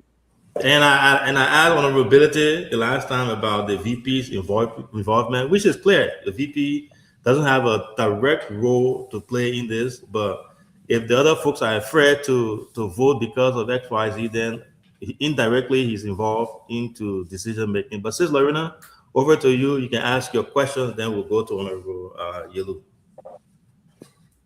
All right, thank you, Abby. Good evening to our listeners and our followers on Facebook and on YouTube. Good evening to our guests. The two guests are former District 8 and former District 4 lawmakers, Honorable Yellow and Honorable Yonkwe. And actually, on this topic, I don't have a question for um former representative, but I just want to make a statement. And the reason I don't have a question for him, before even honorability appear, since we started discussing this MDA, since I got the understanding from Senator Twain, I have been against it. Therefore, anybody who is against it as well, I don't have a question for you, but there's some things I was said I just want to talk about. In as much like the House of Representatives, our non-lawmakers from NEMA, I'm disappointed in all of them when it comes to this issue, except for representativeness. But in as much as I'm disappointed in them, I will never buy more of them.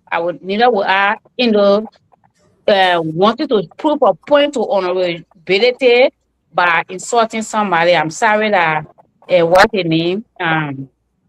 Brooks is not on again. So in every we people of Nima, young people of Nima, people they do that often in an attempt to show admiration or support or respect to one leader. You in the same time insult another leader and try to bring that person down. That's very disrespectful. That's very rude. You cannot love somebody at the expense of your character, at the expense of who you are. You can disagree with the person and still remain respectful to the person.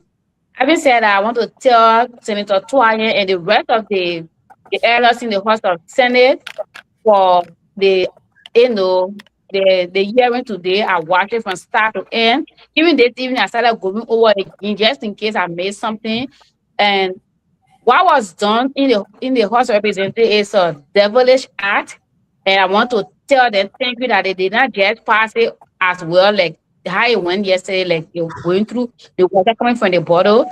I want to tell them thank you for that. And I pray that as everybody from across the different counties, Mosorado, Bon County, Grand Gita, everybody, was talking and showing disapproval to the MDA. I hope it continue. I hope they can send it back to the executive for the right thing to be done. And how you call the law, we know the in the House of voting is about normal, but if our 8 lawmaker, I'm saying 8 because no representability is not in country. If they had lobbied with even just 30% each, 30 other lawmaker each, they were getting good number. But I think people were just relaxing. Just say, I don't know whether they very honest today. And because even lawmaker who is a zoologist, so he too didn't understand that. I think you understood it. I people didn't just care about Nima. People only care about themselves. That's what I want to think. The secretary of the caucus, he's educated. He talked to a society. He's a journalist. I mean, so he didn't understand it too. I think he understood it. So I mean, Honorable Wongbe, who says he got companies here and there. So doesn't he understand contract agreement? Doesn't he understand the pros and cons? All the companies he say he got across the continent. I think he understood that, but I think people put themselves first and make it. I'm very disappointed in all 8 of them. Thank you. And I want to tell the senator again, thank you. I hope they continue this argument, and I hope they can send that paper back to where it came from. For the even if it is not 100% what they want, well, at least they should meet at a point. Look, for example, asking there is no clause of revision, so the you have to replace 25 years, and they get enter to the next 25 years. By that time, someone will not be around here. So I think they should certain things should be put into place if it must be signed. That's what I want to say on that for questions.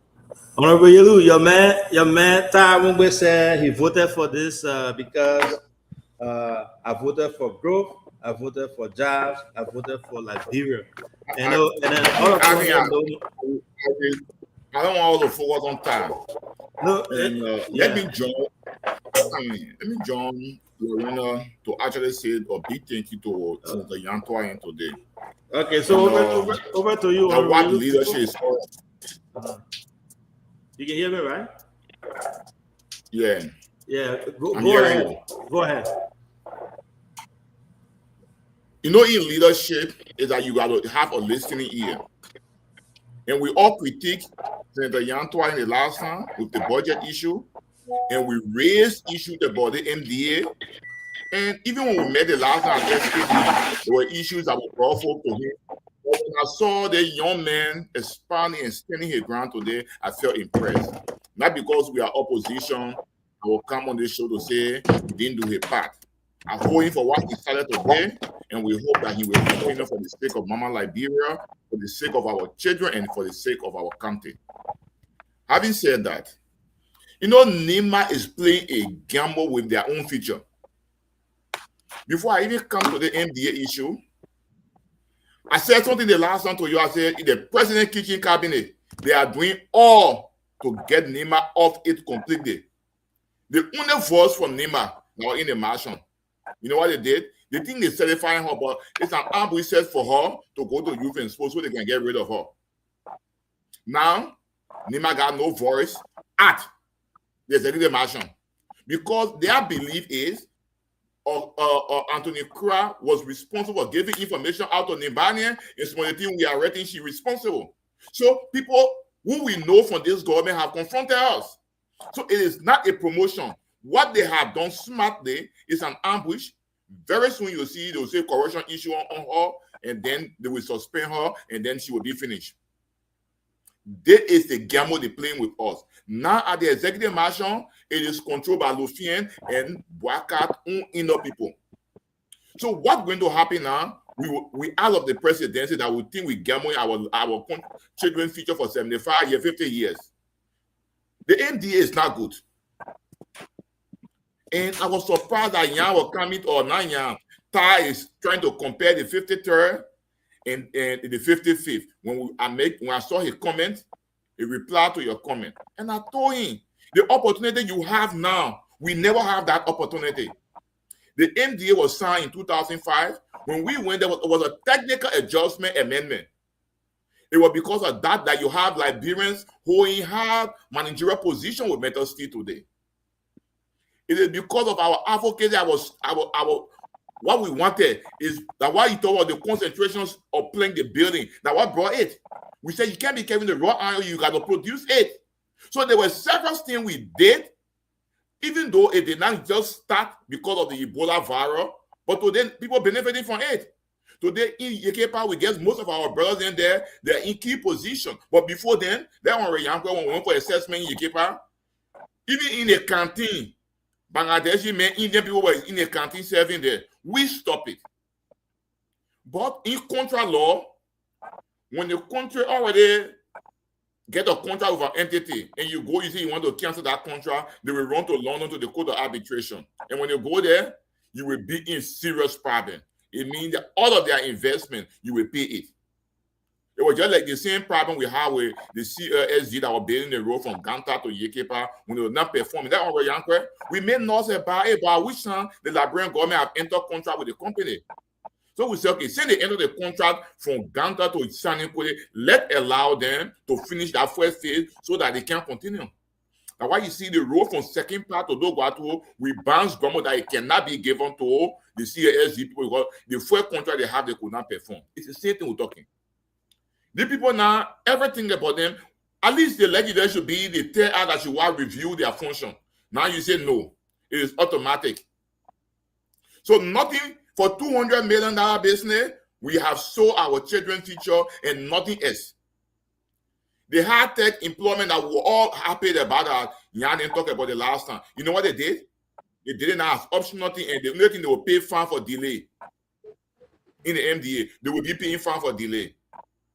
Most of the things in our MDA that people talking about, it's not good. But you know, I may give you the background, how the whole thing came about. You know, the president went to France the last time. Emmanuel Macron fought hard to convince President Bouaka, and he refused to sign. The few days you heard that President Donald J. Trump, had a 3-minute call with our president. It was on the e-marshal website. That 3-minute call is what now making the president to be going up and down. You know, the man had already specified and say you speak good English. So if you see me right out the evening, now I say we are eating good English now in Liberia. The good English is giving a concession that going for 75 years. Whether our people suffer, they don't suffer, nothing. And Arvin, let me be sincere here. You are in America. The best lawmaker you see in America is not their own idea, it's not their own knowledge. There are people who consult, who go to experts, go to lawyers to review. See the mockery. I come on for voluminous document. In just 1 week, they finish with it, they pass it. In 1 week. In 1 week, they pass it. Now, they're going to the Senate.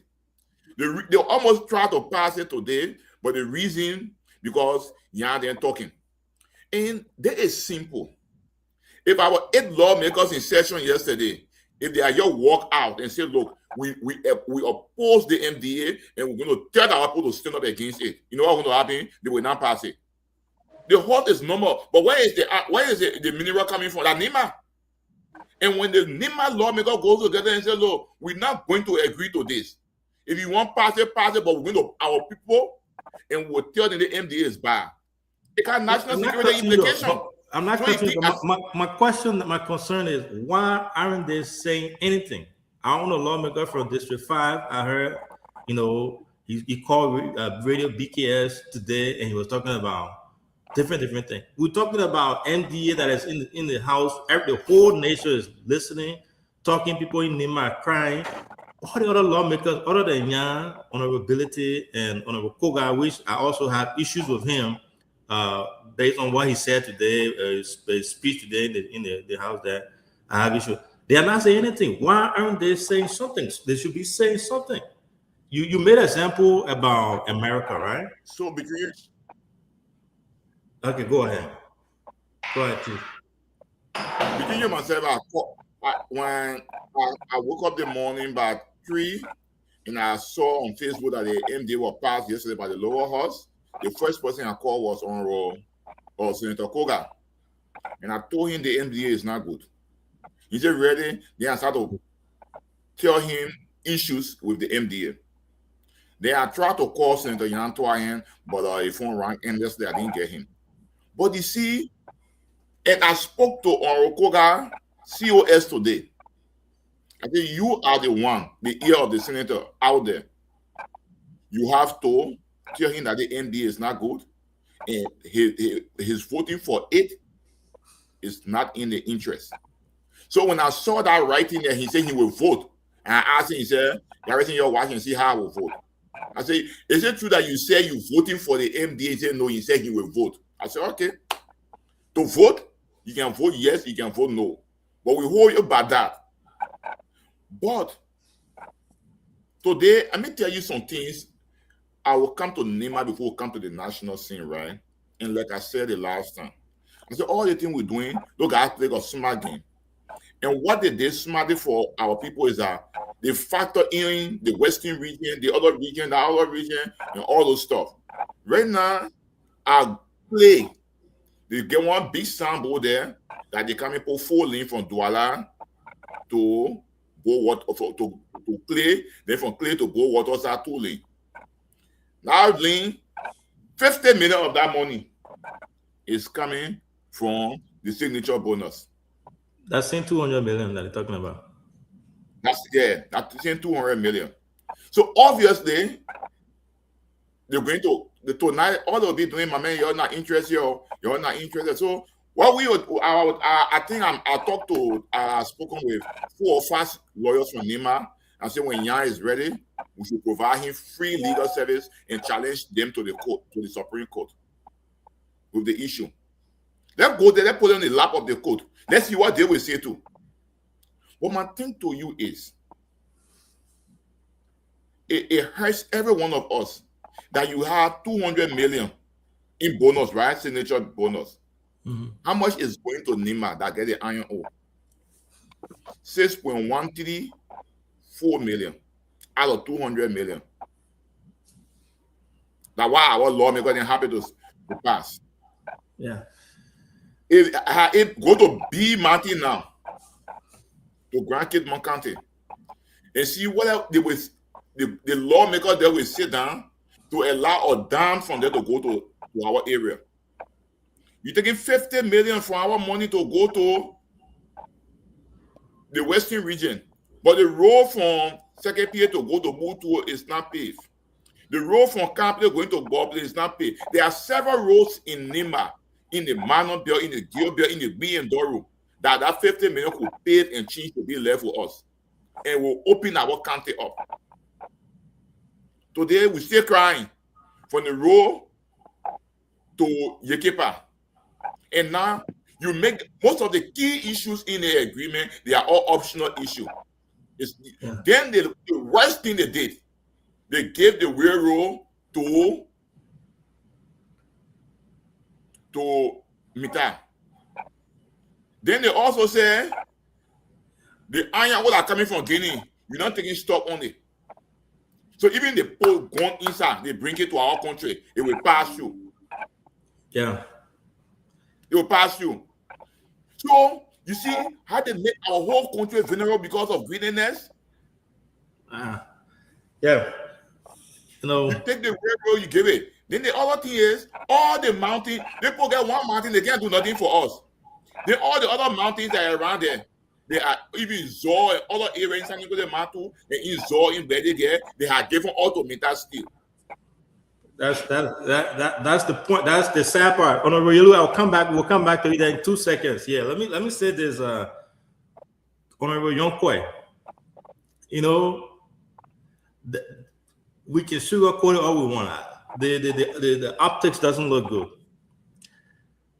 When it comes to the mining license, part of this NDA, they took it up to 500,000, right? Our neighbors, Sierra Leone, Ghana, they have their own for Class A miners. Companies that have Class A mining, they are all over $1 million. They took our own to 500,000, and people are smiling and laughing about it. They're referencing that. Honorable Pay, when he was there, he implemented this regulation, and the regulation had that mining license at $1 million.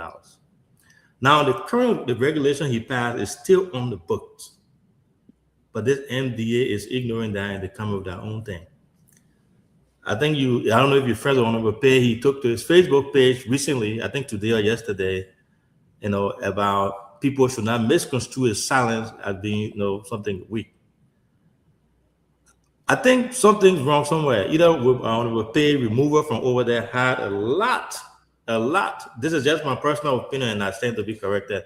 A lot to do with this whole Metasteel MDA. What's your take on that? You think the way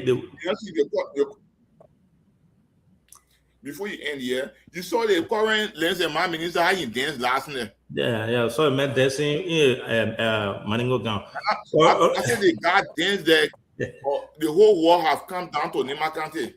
Honorable Yonkwe, what say you on this? This is very sensitive. It's Nima thing, but it has a lot to do with facts.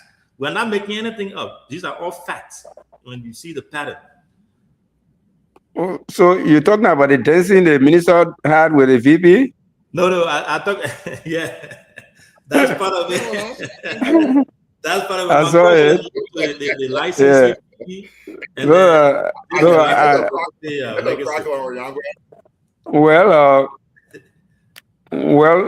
You are right.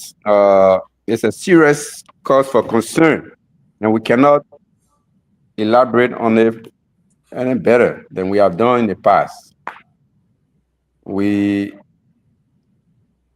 I wouldn't like to dwell on any substantiated, unconfirmed rumor that the removal of Honorable Pay was due to that, but I just talk about it in passing that most people say he was blocking. He was so much concerned about, he was so patriotic, or he wanted certain thing to be done, and because he could not waver, he was put aside. And so the new minister went there to do the bidding. And I'm not cutting you on Yonko. Here's my fact. I'm basing that on, again, just to me. Yeah. We won't pay had that regulation about the A licensee fee being at $1 million. That's the fact. It was passed in June of last year. It's there. Right. The current MDA disregarded that, and they got their own numbers of that. So it clearly, you don't have to be a rocket scientist. It clearly showed that distinction, the dissatisfaction with him. So this spirit of mediocrity is the one that killing us. Whenever you hear the word at least it came from 100,000 to 500,000. Yeah. I mean 50,000 to 500,000. So many thousand percentage increment. But people who are around you, look at their figures. They others are sending class A lessons for 1 million at least. Why are you happy with having half of that? So, like Honorable Yelu said, I'm just learning from him that the rail has gone back to ArcelorMittal, but then why is this much heralded or multi-user theory that people are always talking about? So I think we have to look at it further, because if the old agreement, Madam Salif, came within 1 year and changed it just so the port and the rail can come back to us, and the delay in the whole ratification had been because ArcelorMittal wanted the rail and the port, and to the extent that we have even opened third-party agreement with Ivanhoe. But I'm hearing that he has gone back to the port. I think we need more clarification on that, to ArcelorMittal. But whatever the case is, it is lamentable that Liberia, especially Nimba, our own God-given right, the known quantity of iron ore that we have in Nimba, we are summing everything up to give to one concession, where we are facing all the disadvantages. Because if you are giving 500, let's say 50 million to be a full lane road to Western Liberia, and those road network that Yelu just mentioned, from Bound to Kample, and from Kample to Butuo, or to Bople, from Sagle Bay to Bound to Butuo, those roads are lying down one thing. And you're doing this kind of thing for them, you are just provoking the people. You are just provoking the people, and our lawmakers are supposed to be quiet about this. So I think, like we did before, when Kuga and myself felt that people were playing with our resources, we went to the Supreme Court. We wanted to first seek declaratory judgment, and then we got advised that if you were to go to the Supreme Court with declaratory judgment, the Chamber of Justice can decide to deny you, and it will be the end. To go and start at the 8th Judicial Circuit Court. And because we wanted to make sure changes come about in the country, we went to the Circuit Court, and the stay order was issued on the elected official, but he had own tenure, or 10 days after that, we went back to status quo until the case can be a judge. And so they remain at the court until everybody else finished. And so basically that's why it is. This concession agreement is the future of Nimba. Right now, we have not even decided yet what to do with whatever is going to come to us. The past 20 years, zero. We haven't known yet whether we should open. Nimba County, for example, is a business area. Can we open a bank? Something that could just grow our money overnight? So we haven't decided yet on what we do. We are still fighting over the supply side, not the demand side. So you give us 200 million, for which our budget has gone from 800,000 to 1.2 billion. But to use it, you give us only 6 million. And then countries that have nothing to do with it, you give them 50 million to give them full lane road. And so who does that? Our leaders, are they looking at it? And they are the ones that are supposed to pass on that budget, and which they have done. So we are only expatiating on these issues so that our people will know that we haven't slept yet. We are still around. But it's actually disappointing. And I hope, like Honorable Yelu said, if Honorable Senator Twine feels that there is a way to seek redress at a certain point in time, he will be able to better guard, because issues that have to do with coming from different branch to interfere in the other branch's activity. But if it is on matter of legality, constitutionality, the rules not being followed, yes. But it is because you're not satisfied with the result. No, it's not tenable. So as they are making themselves available, I hope there are issues that the senators can make known to them so that they can use it as a business for leading it. So we can't just go to the Supreme Court just for the sake of going there. But on a whole, I think the citizens still have the right to make their voices known. And in the country nowadays, as I'm understanding, this particular broadcast is going all over, and NIMBA is not like before. The awareness level of our people is so high, and so for us to tell the people this is what needs to be done. Like, for example, I don't want to be specific.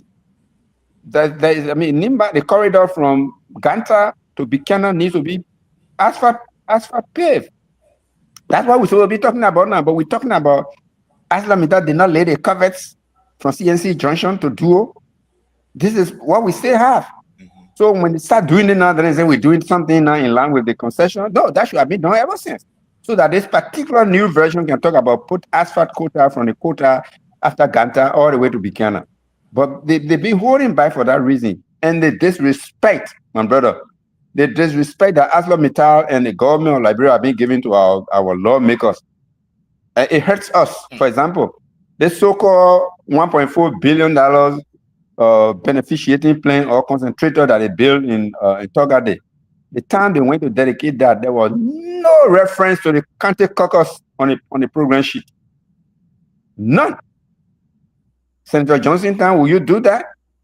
Even our time, from the 53rd to the 54th, you can't do that without knowing that we are around. I'm sorry. Then even the barracks in Senegal, they went to dedicate that. The caucus was not invited. They were not on the program. So when you have given yourself to the executive to that extent, and people use you the way they are using us. So I want to suggest, as they said about the disciples, that Jesus will tell people, you go and evangelize, conviction in mind. I will convert these people towards me, but just tell them the good news. That's the same thing. We are here to tell the Nimba people what we are losing.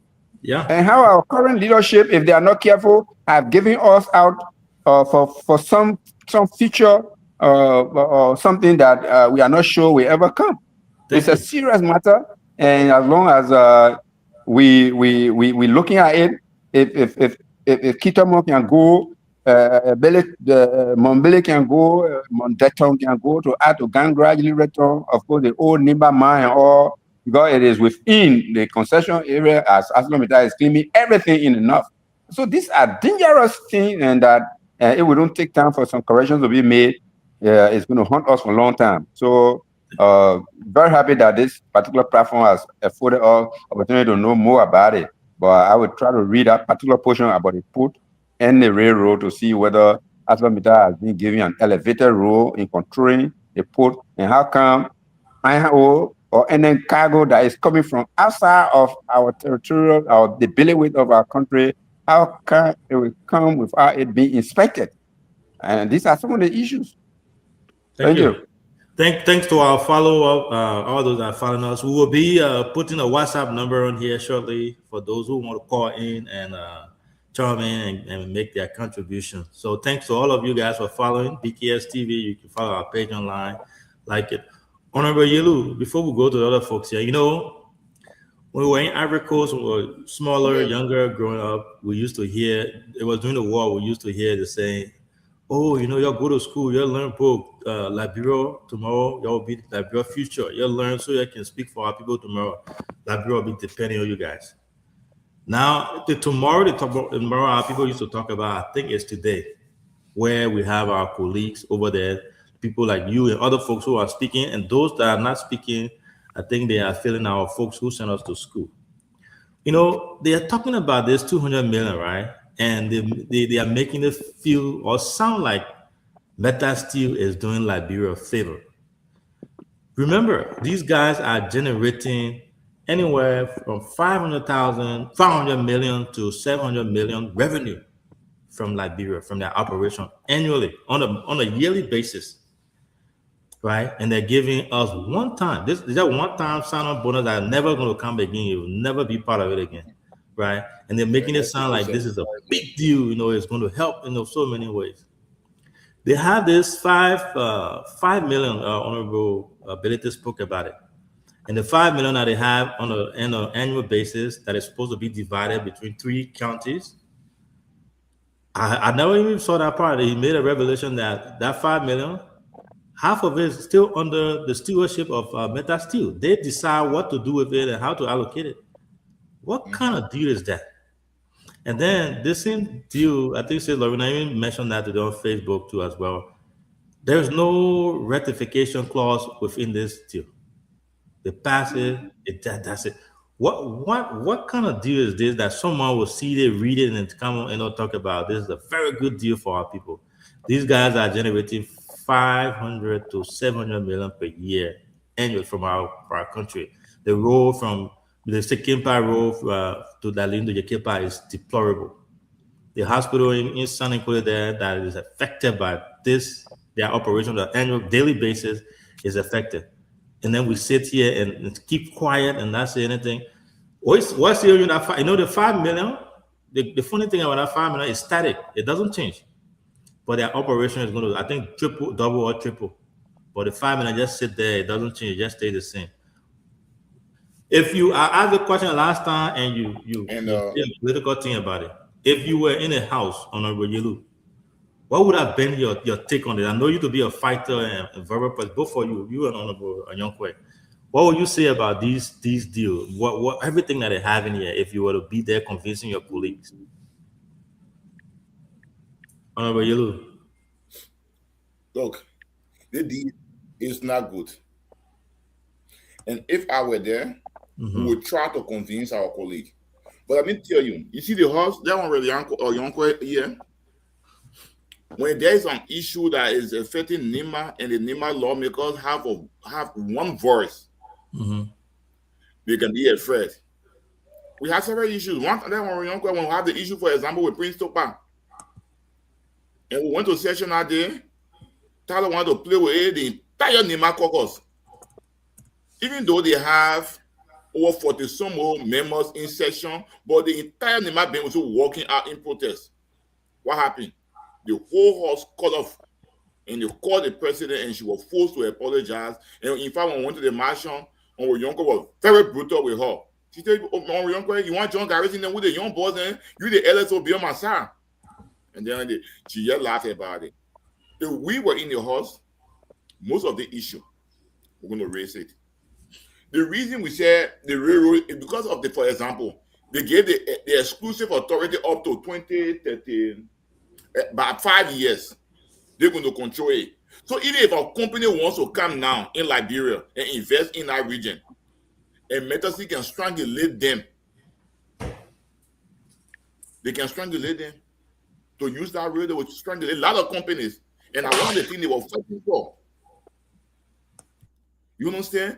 And then, the royalty, they say the royalty is based on production.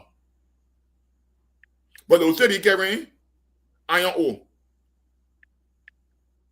So, if I were in a house today, like I was seeing, we used to say, picking your made no will be here, we'll face it, we will stand up. You think it was an easier thing for Ellen to allow us to go Yekepa? I think, going here, I'm just sorry that Lorena is not here now. It was not easy, but we bounce grumble. We make the case on the floor, and then we store the whole process, and then they were forced to tell us to go Yekepa. That plane, you see that it built, you see why they went to do dedication for the last on the commission aid? It was because of our advocacy. Affected community benefit, or what they play, talk at it. Them on Yonko, we have meetings in Zolowi with the people. 3 days we spent over there.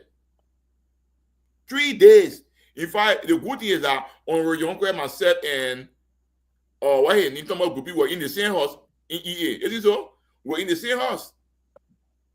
I'm just telling you, it didn't yet come to say because they wanted a amendment, we'll get them free ride. No, we stood up to them. And when Yekepa Senator Johnson did not go, but Thomas Guppy was the co-chair of the caucus, he went with us. Now the vice president. And like Amma was saying today, the thing about the vice presidency, oh man, it's not vice presidency has not been automatic that because the person is vice president, it means you can be president. If that was the case, Lofa who have not been making all the noise they were making during Ellington to benefit, and they have most of the job. When the time came, Braga did not win. It was George Weah that won, and Braga got to wait for another season before he came to try his luck, and he won. Who knows what will happen in 2029? Who knows? I from opposition will tell you clearly that we the opposition will win the election. So you like it, you sell your whole country. You like it, sell your whole country.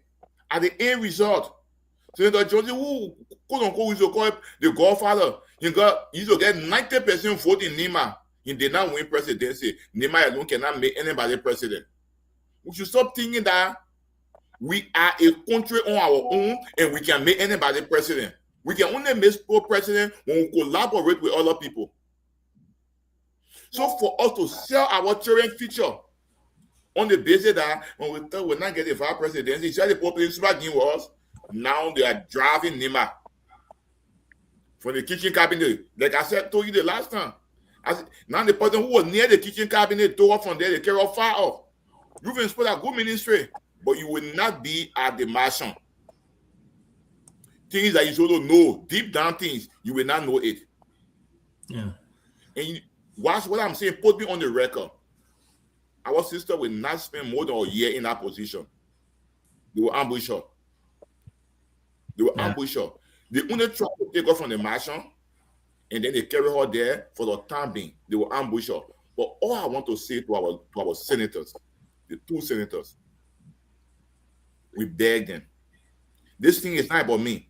Having you myself, 25 years from now, God, for me, I'm in my 50s, 25 years from now, anything that happens, that's it about God agrees on. Mm-hmm. But I got my little son that when I'm taking him to school every morning, he will be asking me questions from the house all the way to campus. What do I tell him? So let me be on record that they will say at one point, Avin spoke, or Yonko spoke, and several Nimbadians spoke, and our leader did not listen. Did not listen. Yeah. Leader did not listen. Where we are today in this country, or Yonko, there are so many avenues. Law should not violate people's rights. And when law is violating people's rights, you go to the court to interpret the law. And the other thing is the revenue sharing law. This MDA in the budget violated the revenue sharing law because 10% of that money should have gone to Nima exclusively, which is 20 million. That was will be the answer for the one that's all divide. 20 million will be saying out there. But they say the broad administrative issue will not get the fiscal bill. We don't get the fiscal bill, and because we don't get the fiscal bill, so we can't put the money. The fiscal bill is administrative. Okay, assuming we are admitting, right, that we don't have the fiscal bill, why you don't put the money in escrow account? Why the money is not budgeted? That when the fiscal bill is set up, when the fiscal bill is administrative, you have to make sure the money is transferred from the consolidated account to the county account. Why you can't put the money in escrow account to be seen out there? You say no. The 2025 budget, the outings show that Metasi paid the government 165 million. So Nima, in that money, Nima also get 16.5 million. Why the money cannot go in escrow account? So on the surface, 16.5 plus 20 million is 36.5 million. That the government is not even in the budget that you claim tomorrow. Because if it was budgeted, you can say a budgeter will go after it. But it's not in the budget. Yeah. It's not in the budget. 200 million, if you divide it, gone. It's not in the budget. I mean, not there. I mean, gone a long time ago. And it hurts me when I hear people CEO, we got calls. Can we? You see what? So how will we go and say the government, it's not in the budget? When we're younger, when we need to go that, Metasi went for tax, right? We said... Go ahead. So we decided to take some calls from around. We have our followers who want to be part of this. So let's take few calls here, Honorable Yonkwe and Honorable Yelu, and then one or two calls, and then you guys can speak to that. So Siawete, who do you have on the line? Yeah, we got Honorable Thomas Kura. I think he said he got a contribution to make. Good evening, sir. Good evening. Thomas, you gotta mute your background there. You gotta mute your background, Chief. Yeah. Good evening. Oh yes, I was just listening to my cursing deliberation right now, Honorable Garrison Yellow, and carefully I listened to all of his assertions. I think what he's saying there, it makes substantial sense and it's true, and I think with the listen to the appointment of Colonial Kura, and myself too, I kind of look at it to be somewhat, like funny a means to, like, let's say get rid of her or whatever. But I mean, in the long run, like he said, that entire thing, is like looking for fun. Like there will be a time where something gonna come up, and then she will be at fault. And I mean, she just had to be off her things sometimes and be very careful, because the situation there right now, being in a mansion, it was a very, very, very strategic position for her, because in a sense that she was there, even like especially for we from Nima County. I think it was a watch, because in a mansion there, everybody have their own watch team there. Thank you. Like, so like all the ministries, you got people watching out for them there, and that's how the marshal runs. So with all her being there, it's like it's a trap set for, let's say, we the body. So I'm looking at it, I analyze it and I look at it somewhat, technically, like I know it was a demotion, I would say, or what, but I would say it's a trap also. Thank you, Chief. Thank you. Yeah, we got another person on the line, CEO. So let's just get these two calls and they will respond. Hello, CEO? Yeah, we can hear you. We're listening.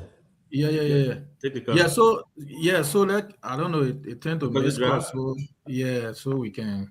Okay. Yeah. So over to you, Honorable Yonkwa. I know you guys were in the house there. You did your thing. You knew how to do your thing. I listened to Honorable Bility the last time, and he said that the Nima caucus went to the president. They met with the president with their proposal.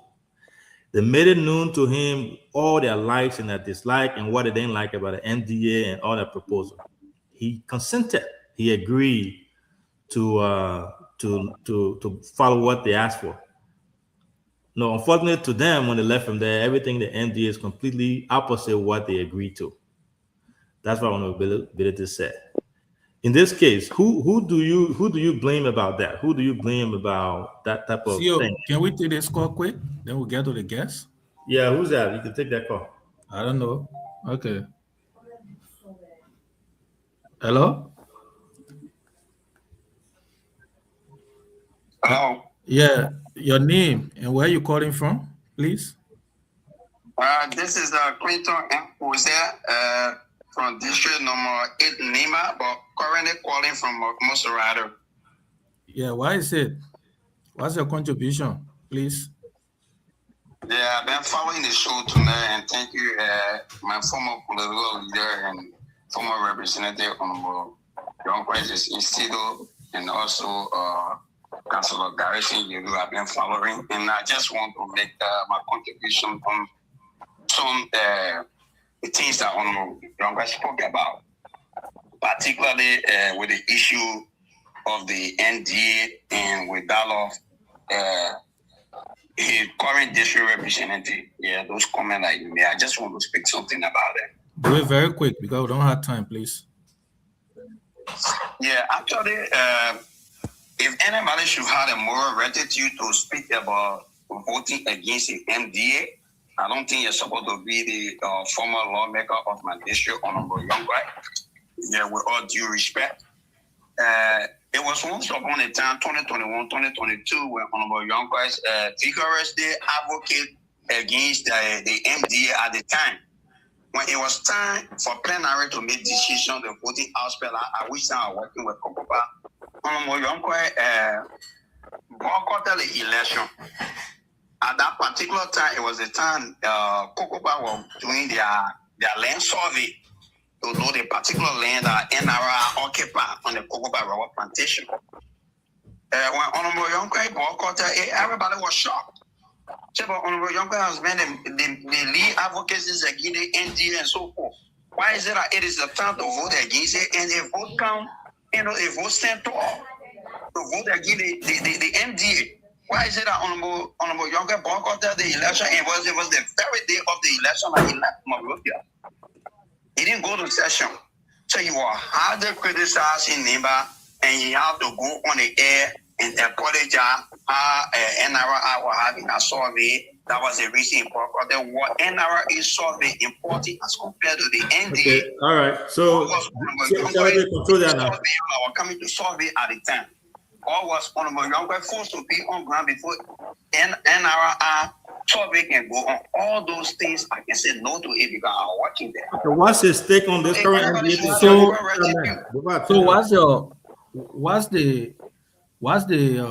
what's your thought now? On the topic on discussion now, what's your thought? Because the issue now is about the current position of the NEMA Legislative Caucus, the lawmakers we got there.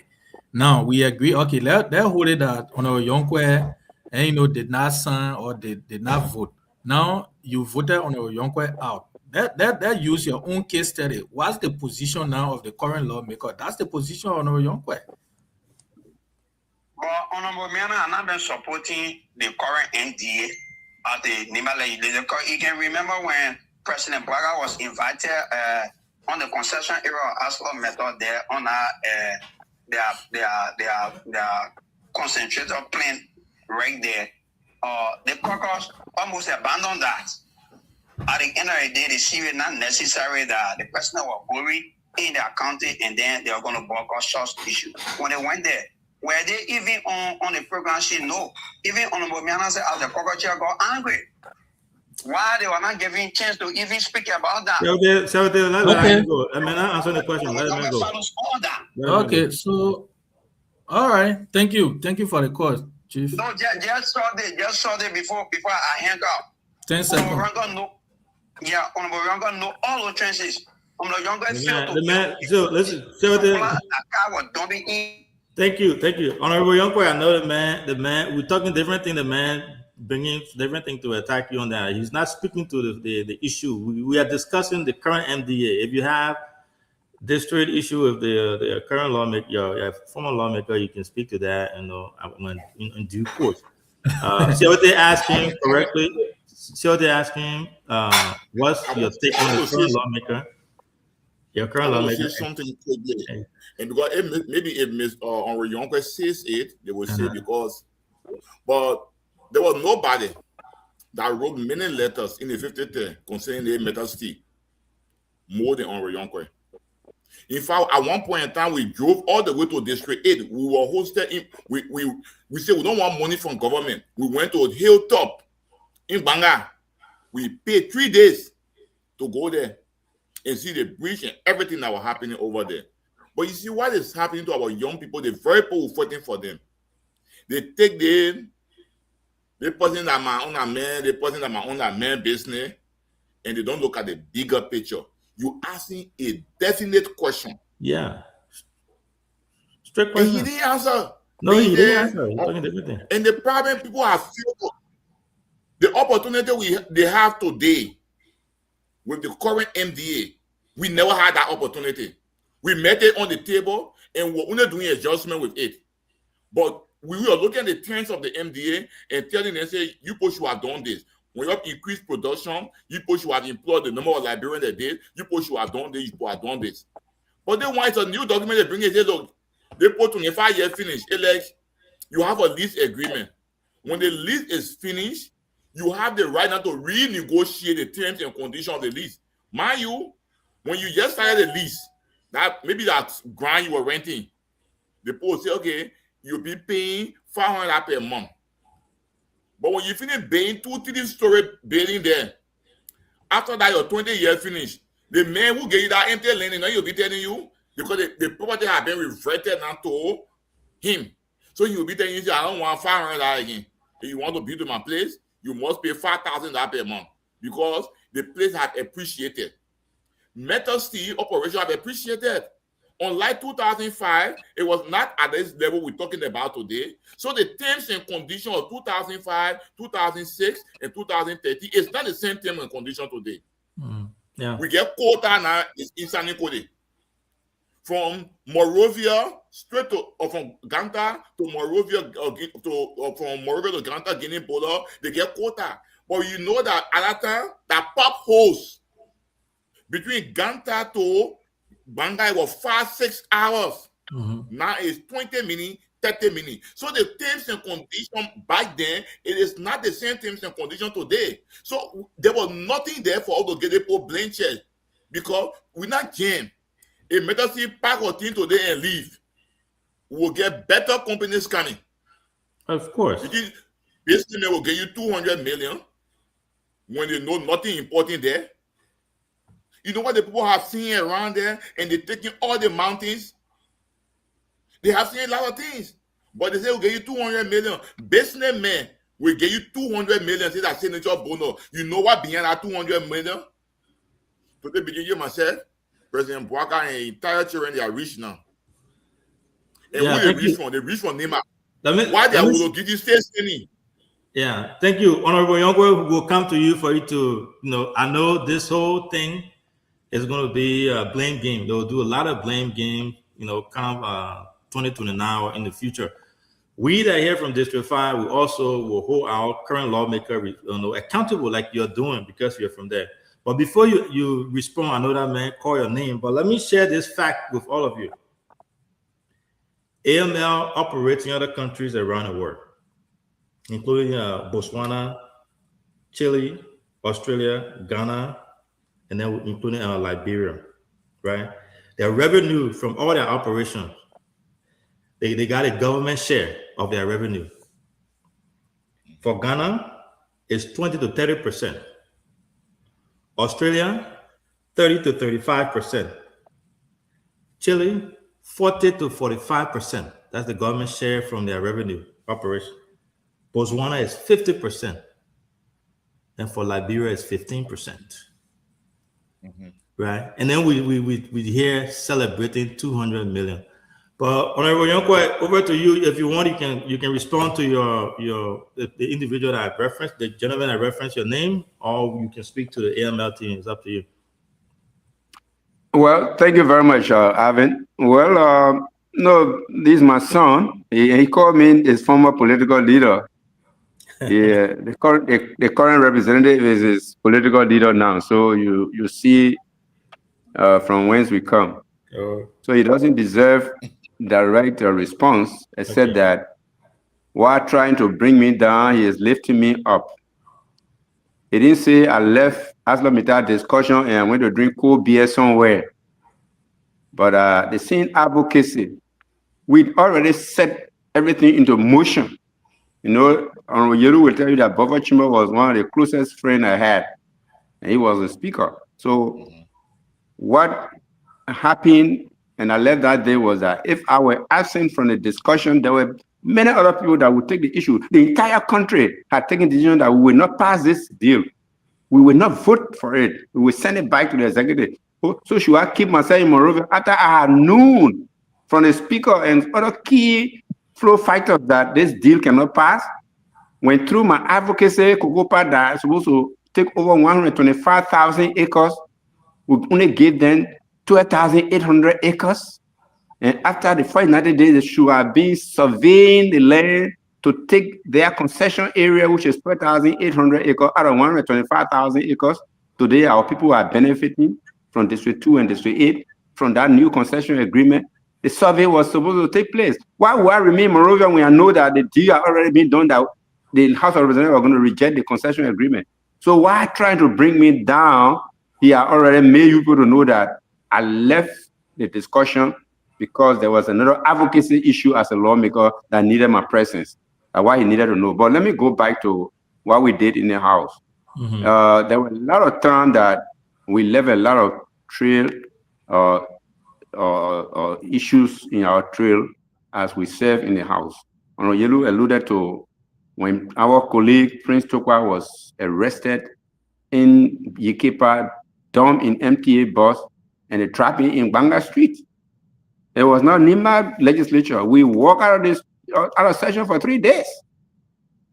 Honorable President had to send Louis Brown to us and say, look, the president wants to see you people. And the way we perform at the mansion, you know, the president says you are going to use the social development fund of Nimba to build a bridge right after Senegole, the V bridge, before you reach the railroad crossing, that the Nimba children burn. And I challenge you, depending on the Nimba caucus at the time, that Madam President, you can't do this. It is the ineptitude of the government. Your government refused to do what it needed to do. That's what made our people to go on rampage. And Asla Mita had to come in to say, look, I will build a bridge. That bridge was built and our money was saved. Even the road from Ganta to Senegole, Madam Seli said she wanted to use our social development fund to pay the RAP, to pay the resettlement package. And we said no. So our days at the House, there's no way you can compare our activity there with what is happening today, because we didn't put ourselves in anybody's pocket.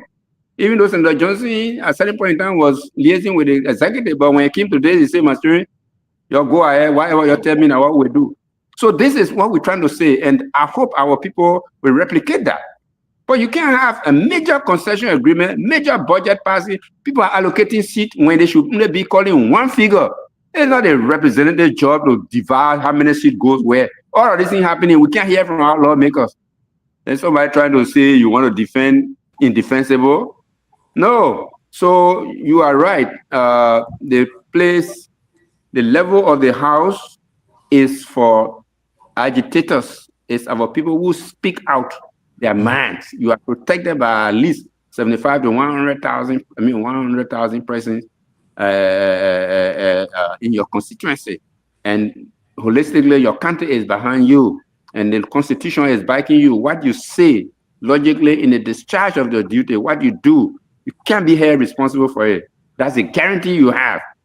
Like he said, like Honorable Yelu said, if the people are saying, look, this thing we don't agree, though they had their majority to pass it, but the executive will not append a signature to that kind of final document. If you see that the people who own the land have walked out, they will be thinking about the repercussion. Will their citizens take it? Will their citizens not feel that they have overlooked their people? Will they not carry on mass action, affirmative action? Will they not sit on the train track to say nothing is moving? If this is not done, these are the kind of consideration that will lead to the president taking decisions that he's supposed to take. But to just keep quiet and nothing is happening, even if you say you didn't vote for it, how will we know? So these are issues, my brother. Thank you. Thank you. I know Honorable Billity was here, and he mentioned that he said all lawmakers from Nimba County have refused to sign this deal. Even Meta Steve himself was not going to like it. The president was not going to like it, and something was going to happen. But you know, Honorable Yelu, I know you said we should not talk about it, but we saw my own brother, my own dear brother, Taiwan Way today, trying to, as we can say in America, Monday quarterback it, trying to make a stand, defend a stand, and you could tell that it was falling flat. So I don't know if all the lawmakers are on the same page, or some of them are on different pages. They just don't want to talk. But DK, I know you've been around, you're hanging in there for a long time. We have our guests here. You also from Buyao District 5, and you have a lawmaker there who's also why should you be always in car when you're on this show? You don't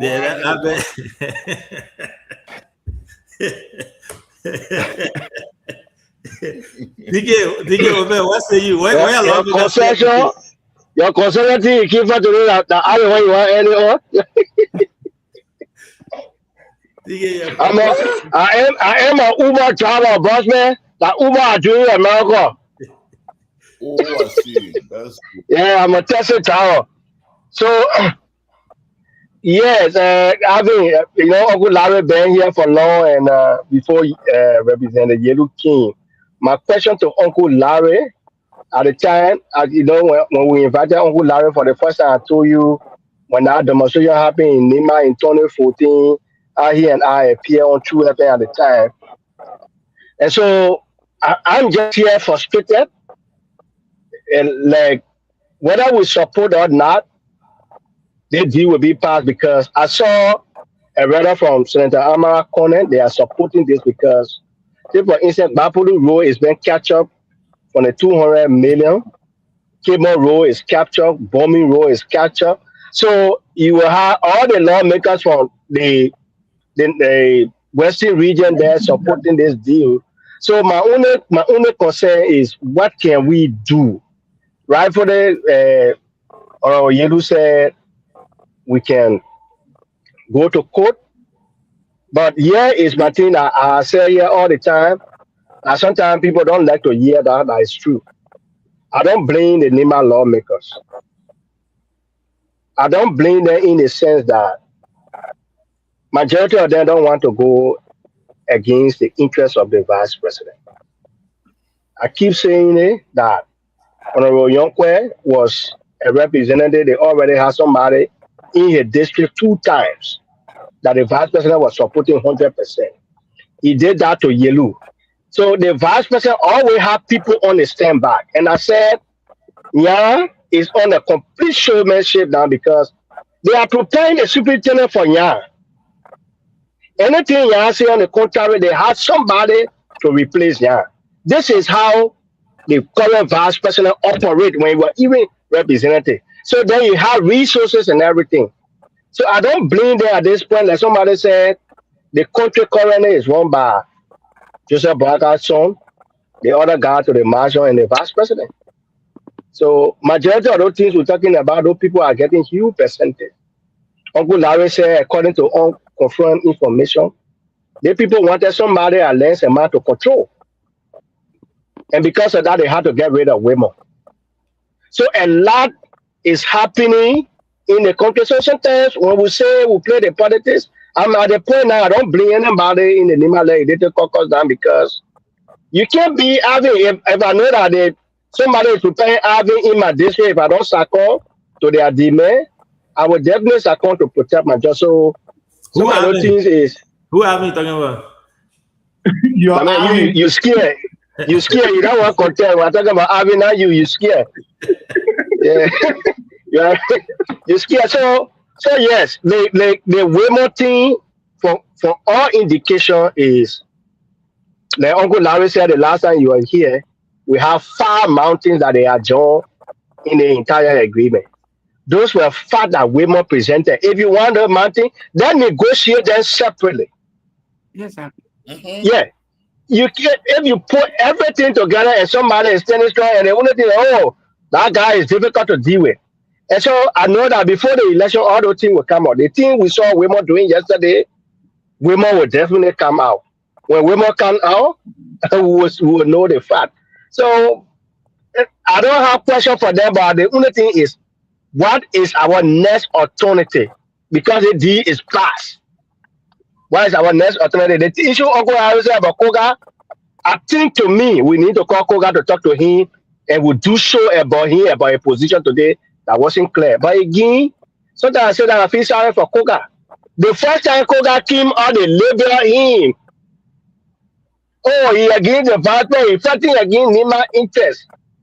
So sometimes people have to review their step and moving forward. So I'm just saying whatever happened in the place is good. Garrison said they took Colina from the marshal to Gale Youth Expo team. But let me get it to you. That Colina appointment, to me, from my analysis, Colina father will not stay. That the next politics will see. You are very Colina smart. father will not stay. That thing is targeting Colina father. Let's watch and see. That's why Thank you. I just told somebody the same thing. I'm sorry. Yeah, but you cannot have two You can have as minister. It's a time bomb, though. Father and daughter, you a small country with less than 6 million people. You know, but you know what happened to that, Colina, Lorena? That whole VP Sako, the India thing will break. Because anybody they sent to that place, they are more than NEMA people who are taking there. Anybody, even call me DK right there, I will change them. They are safe. So the India was split. We come. They will not lose their job. So but they put in a different position. So don't need another one. A different discussion for another day. Even the put in a lower position, your salary can reduce that. The good job of civil service, so it's not bad. Thank you. Know the starting with a labor ministry from my own investigation. Most of our brothers and sisters there, they are not yet enrolled into the civil service to get paid. What they are doing to them, they give them contract. So they've been battling he and the CSA boss been on that thing back and forth. They say they may have carried too much Nimba people over there, so they are not aligned to go through with the employment. I'm telling you, just do your own proper investigation. So most of them, yeah, I know the HR was not on payroll. You were one of those, but he got on payroll since last year. Thank you. Yeah, Honorable Young today. Honorable Young, I want to say thanks to you. I know it will be difficult for us for a very long time. You know, the good thing, your internet looking clear today. You know, the internet behaving today. Well, Omen, we want you to be our regular guest. You know, we'll talk behind the scene. You know, once in a while, at least give us once a month. You know, you are a fountain of knowledge. You know, your man said, "We said both Zuda." I mean, you make you jealous, though. But you but man, stop bringing your politics here, my man. No politics. You're like your man. You're like your man. You're already there. You're already with you. So we recruiting. We need some consultants. People like the Pape Yelupa, the men there. The men are our chief dancer. We know the men are going nowhere. So yeah, we want to let you go. You know, again, it has been a pleasure having you. You've been here for a long time. We want to say thanks to you. We are really, really grateful to you as well. So Yelu was still here with us. Like you said, he's always with us. Say your old man want to let you go. Give us your parting comment. We'll give you 5 minutes if you like to let the people. You know, I think things are changing, and I'll give the analogy. You know, BKS Radio when we started in Buyao. Before we started 2019, there was no communication there. People in Buyao used to go to Benway. They used to come to Campley. They used to. So election would be held, things just happened, and everything just finished there. And then, but when we went there in 2019, things have changed, right? The communication is clear. Our people have been using that radio station, and the dynamics have changed. That's the vision we have for this platform. As you know, your older brother, who we are trying to, you know, uphold his legacy. He was a journalist and someone who was very passionate about this. Thanks to all the panelists on here. I mean, I don't even know how to say thanks to all of them. 3 hours they'll come on here every night. They buy their own data and they're all here. Sis Lorena, Honorable Yelupa. Anytime I call him, I say, my brother, can I lecture? He will pick up and come. I don't want to talk about that man driving car. That's a nice car over there. That man a different man. So Siawete, Ama, and all our other panelists who are now on today, Junior and everyone, I want to say thanks to all of them. So in your partner statement, you can buttress my thanks and appreciation to them, and we look forward to working with you and having you support us too on here by appearing at least once a month.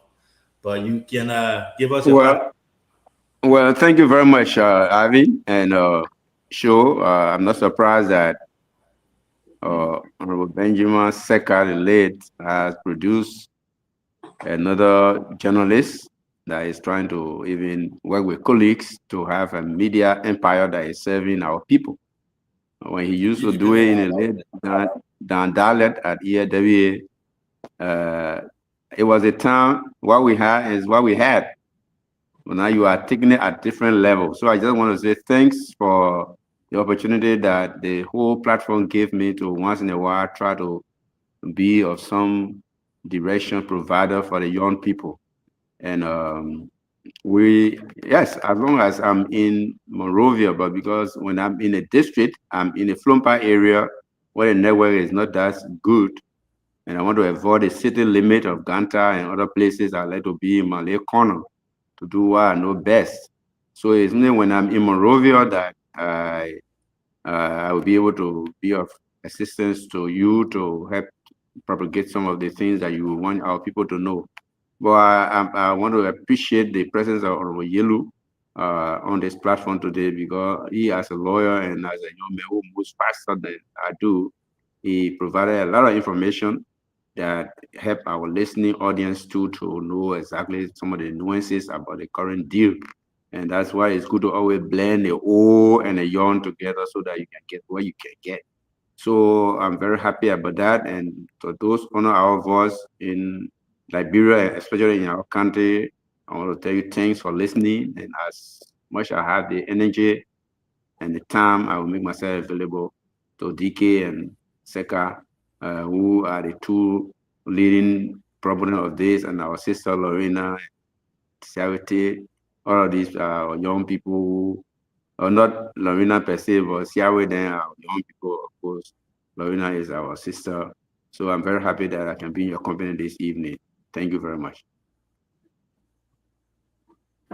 Thank you. Thank you. Thank you. Bye-bye.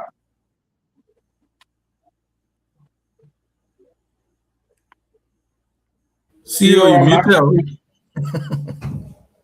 Well, man, you know when you get baby, sometimes that can happen. You know, you gotta. And that Joe DK that you gotta mute and unmute.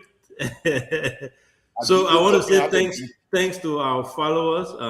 We appreciate all of you. It's because of you that we are where we are today. We have religious followers, man. Some people come on here every night to listen to us. Thanks to all of you for following us. So thank you to our panelists again. So Honorable Yelu, we can go after you now. I know you will give us at least 30 minutes of your time. You're vet. So I will ask our panelists to push all their questions towards Honorable Yelu. You know, he got this CDC thing going.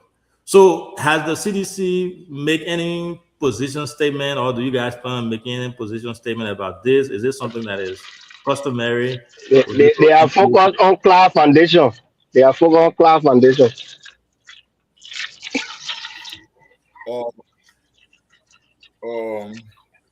The CDC as a political party will not come in haphazard.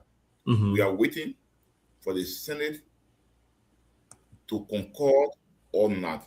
Because if we come now and issue a statement, the Senate say a different thing, then we'll be caught between the scissors.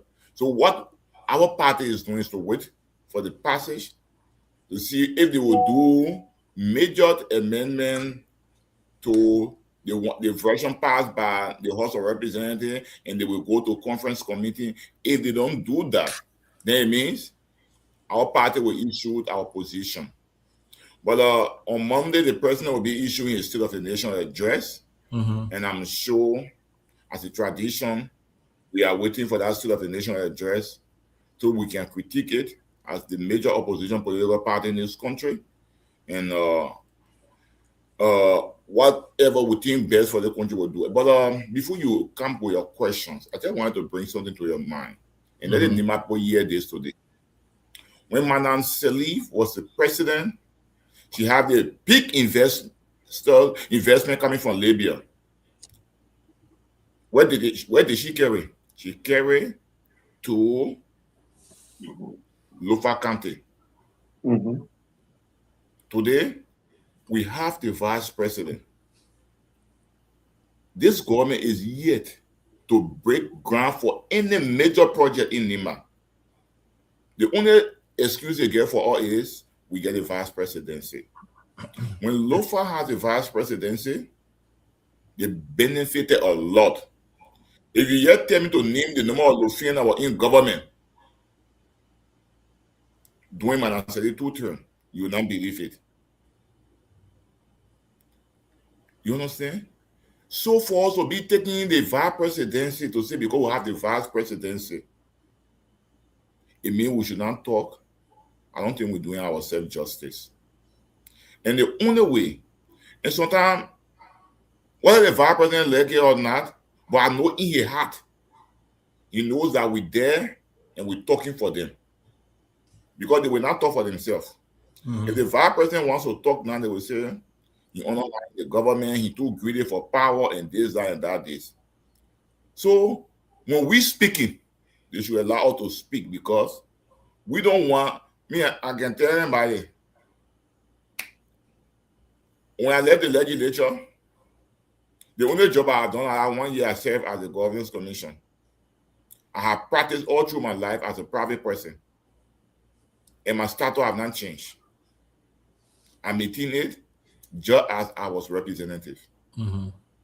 So nobody will make me afraid. Even as we speak, Arvin, they have paid a lot of 10 news people. You understand? You see, will not pay garrison because they pay garrison, carry the money to Nima, you will go and get the money, then CDC will get more support there. That's not an issue for me. And they go on sitting Kim, the little I want to do for my people, I did it for them. I don't have to wait for 10 new payment or my salary payment from that the government owe me before I do good for the people. But all of us here today, what we're discussing with the MDA is right. It's not something that we should put, and I like the poster from Lorena share with everybody on the show tonight. Yeah. This is about Nima. This is about our country. That she said, I don't know, I think she said she just saw something with Amara Kone. I told you the last time. I said they have already factored in those regions. So when the other person want to talk, Lorena, you're coming, how you see going? You see the stable current, Lorena? No, Lorena said that the LDC can't go. But my current when. LDC is stable as compared to my 2024. LDC papi every day, everybody complaining I must to rattle, they can't talk. Put your phone let on. The other one was the vision the other time. Leave my sister, man. You are on the show, I told you, I said, the smart Guindo guy play. They took the 200 million they put in contingency. Then from there, you know what they did? They look at certain strategic region. Bomi can't get 3. I think Kidman get 4 or 5. Bapo to get 2 or 3. So they get a number from there. They will get the number from Lofa already. Yeah. They already get a number from Nima. Because Nima is a bad person of control of Gaza. So they have already fooled the people with the money. Then you know what's going to happen now? When they finish passing the agreement, Gafon now will sit down. What you think, or like Lorena said, you will not pass the agreement when you get big sample not to play. Talking about the 4 lane, the 2 lane, the 4 lane from Douala all the way to play. Let me hold you there, though, Honorable. Let me hold you there. You know, I think it's a little disservice to our people because nobody want to come out straight to say this, but then you will be through this subtle job. You say, Lofa get it one, Nima, they already get it Nima because the vice president will control the man. Then you'll come back again and say, oh, the vice president is not to be blamed. So which one is which? Because if the vice president control the man, then they mean that they can speak for themselves. And let me have so Lorena go ahead. The point there is I'm not seeing the vice president not to be blamed. Okay. Don't get me wrong. I'm saying, let me tell you, when Bwaka was vice president, he made the case for Lofa. No one should tell you, say Bwaka was just quiet there. No. There were several jobs that went to Lofa. Arvin, take your budget. You just catalog all of the places that you had Lofin serving in their annual budget. Check it. Then you also take our Nima people, then where they serving ahead their budget. Check it. Nothing. You will see you will feel discouraged. You will feel discouraged. But we have to stand up. All I'm saying, we all have to stand up. You think when we used to challenge Ellen was my favorite politician. I can't lie to anybody. I used to love her. But we used to challenge her. So when we're talking about our country in Liberia, at times, you get time for the politics, Lorena on our side will talk politics. That one, I'm for CDC, Brooks is for CDC. We will defend our party. And we'll say, look, the electricity you're boasting of is because we build all the substations in Liberia and we run the high tension wire. Had it not been so, you will not get stable current. Even now, the AEC boss, the tendency will be doing load sharing. But that, the water getting dry again. In the rainy city, it was already done before. Now we're reaching the point, let's see why the current. Like I just came home today, the train said, oh, we are not hard current the whole lot today. I said, yeah, why I bought a lot generator for? Thank right you. now, to speak, you know why I'm in the dining room? Because when I'm there, the generator sound. But AEC is not on. So I have to put. Let Lorena ask a question. Let Lorena ask a question. Send the LEC giving her hat over there. Lorena, I got something to say to you though. Before you ask a go question. ahead. Your air conditioner go on, she's sweating now. You are one of those. You are one of those who have good relationship rapport. You are in good rapport. Almost all the lawmakers, the major leaders in NEMA, right? So I know you talk. Yeah, okay. Let's exclude the two people. The other one that you talk to. The woman air conditioner go off. But man, I'm a behave now. I will put you the back one. I know nothing. Yeah. So I know you to be someone who will go for it, someone who will speak their mind without any looking back, right? Have you spoken with all those lawmakers, the one that you have rapport with? Have you expressed your concern to them outside of Facebook? And concerning this MDA? No, I really want to lie. I have not. Last night, Honorable Marcy made 2 posts. No, it was not like day before yesterday night. He made 2 posts, and one of it was predicament, one of it was something. So I invited him on WhatsApp. I said, "What's going on in birthday mate?" He said, "Oh no, those posts are not about myself." I said, "Are you saying is it about the MDA that you both going to pass tomorrow because honorability is just telling us on the show? I don't want the show on that will be passed tomorrow." So but he really didn't answer me. So once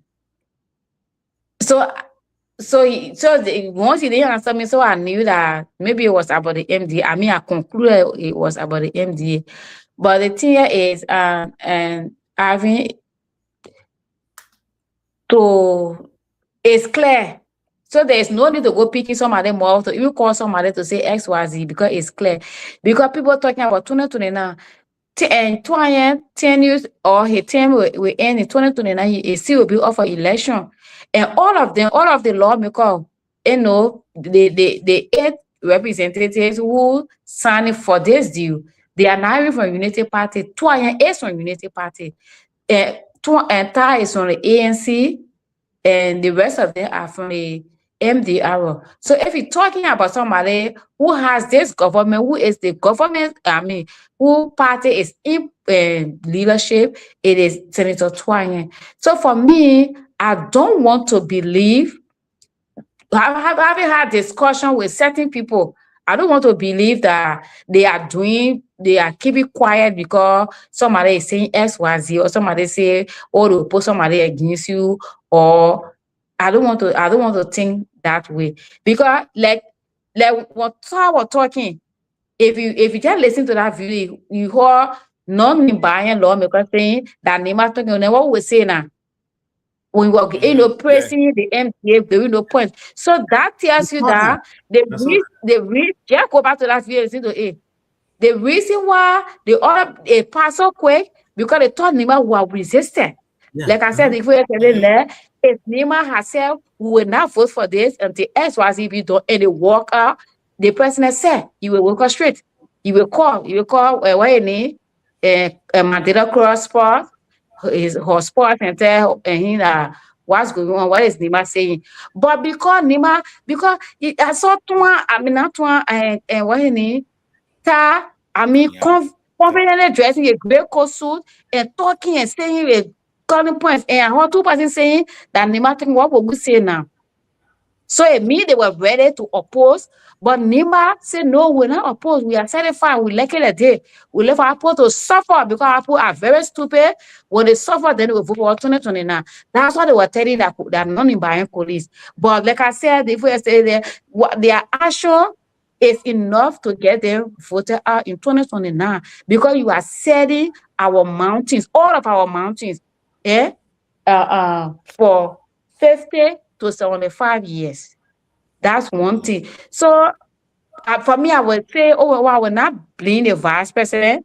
I know they are not going by his will. Maybe they assume in their head, because assumption is sin.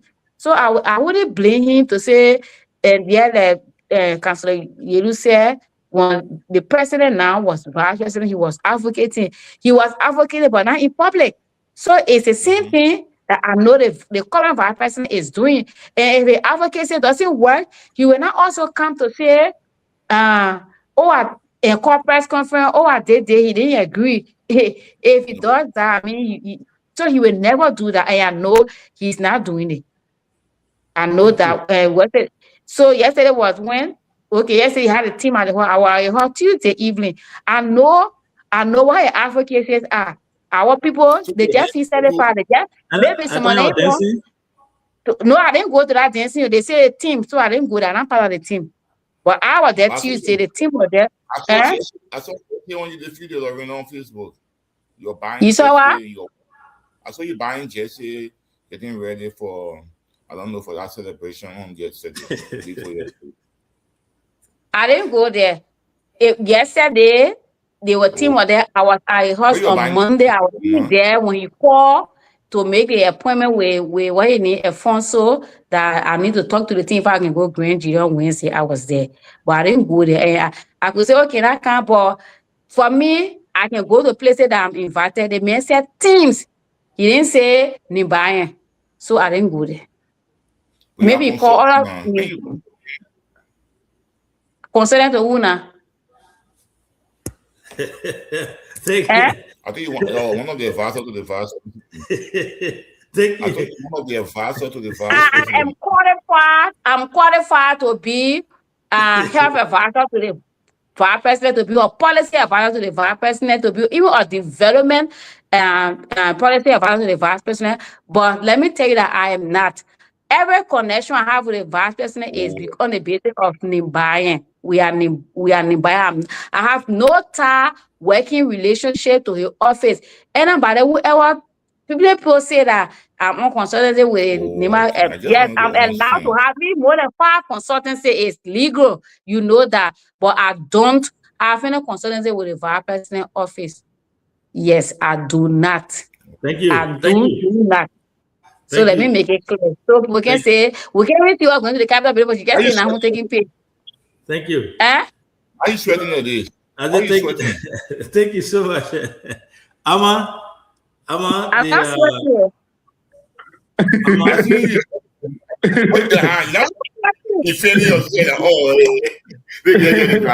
No more air conditioner go off. Where is it go? Yeah, air conditioner going off is true, but this is not sweat. I rub it to my face. After the show, I can go take shower. This is not sweat. This is max. Thank you. You're my sister. This is max. I rub on my face and my neck. So after the show, I can go take shower. I even know what it's called max. Do I in like I still continue on my American thing because they suddenly go off. So I had like what I feeling myself up. You hot? You hot? You see everything that I'm speaking serious. Ama, over to you. We'll give you, first of all, again, back to our followers. I want to say thanks to all of you for following. Can I say something? I beg you. Councilor Yuru was talking about removing our Nimakande sister for the marshal. You see, people look at it differently. Maybe the way you look at it, maybe I look at it that way or I look at it another way. But the person is concerned that transfer concerns, it's happy, it's celebrated. So I don't see it to be the thing that we should take it to be another Nima, discussion. And I see it differently. Listen, now they're coming to you. I see it differently, and I was telling somebody was talking and say the next thing that will happen, Councilor Crow will lose his job because they will say, "Oh, how you have?" And I know it will happen. But again, once a person is fine and celebrating it, we all have to celebrate it too. That's what I think. No, Lorena, when you're in government position, you don't know what happened out there.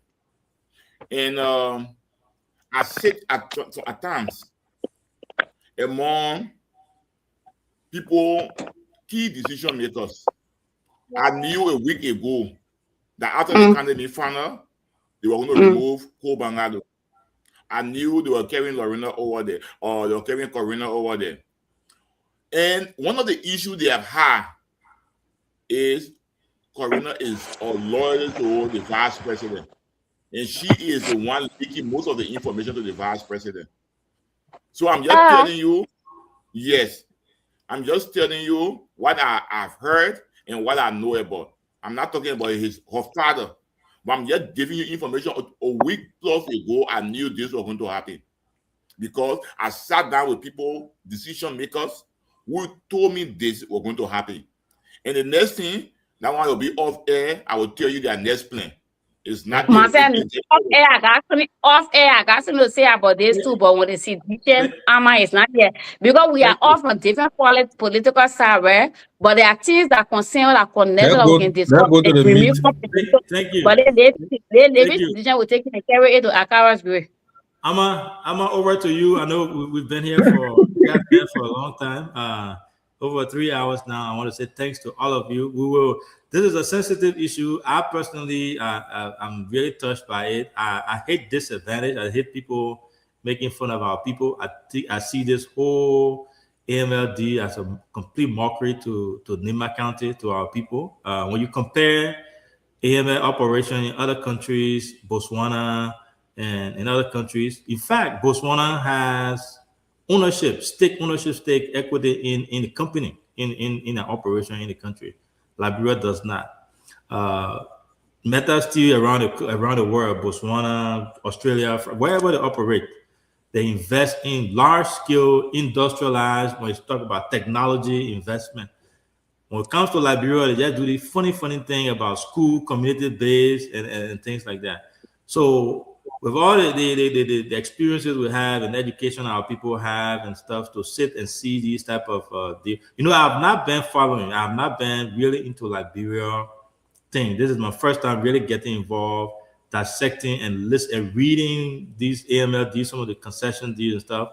And I have to say I'm baffled by some of the findings in there. And I think this is a complete mockery to Liberia, especially in Nimba County. Our people should not be happy with this. This is not a good deal.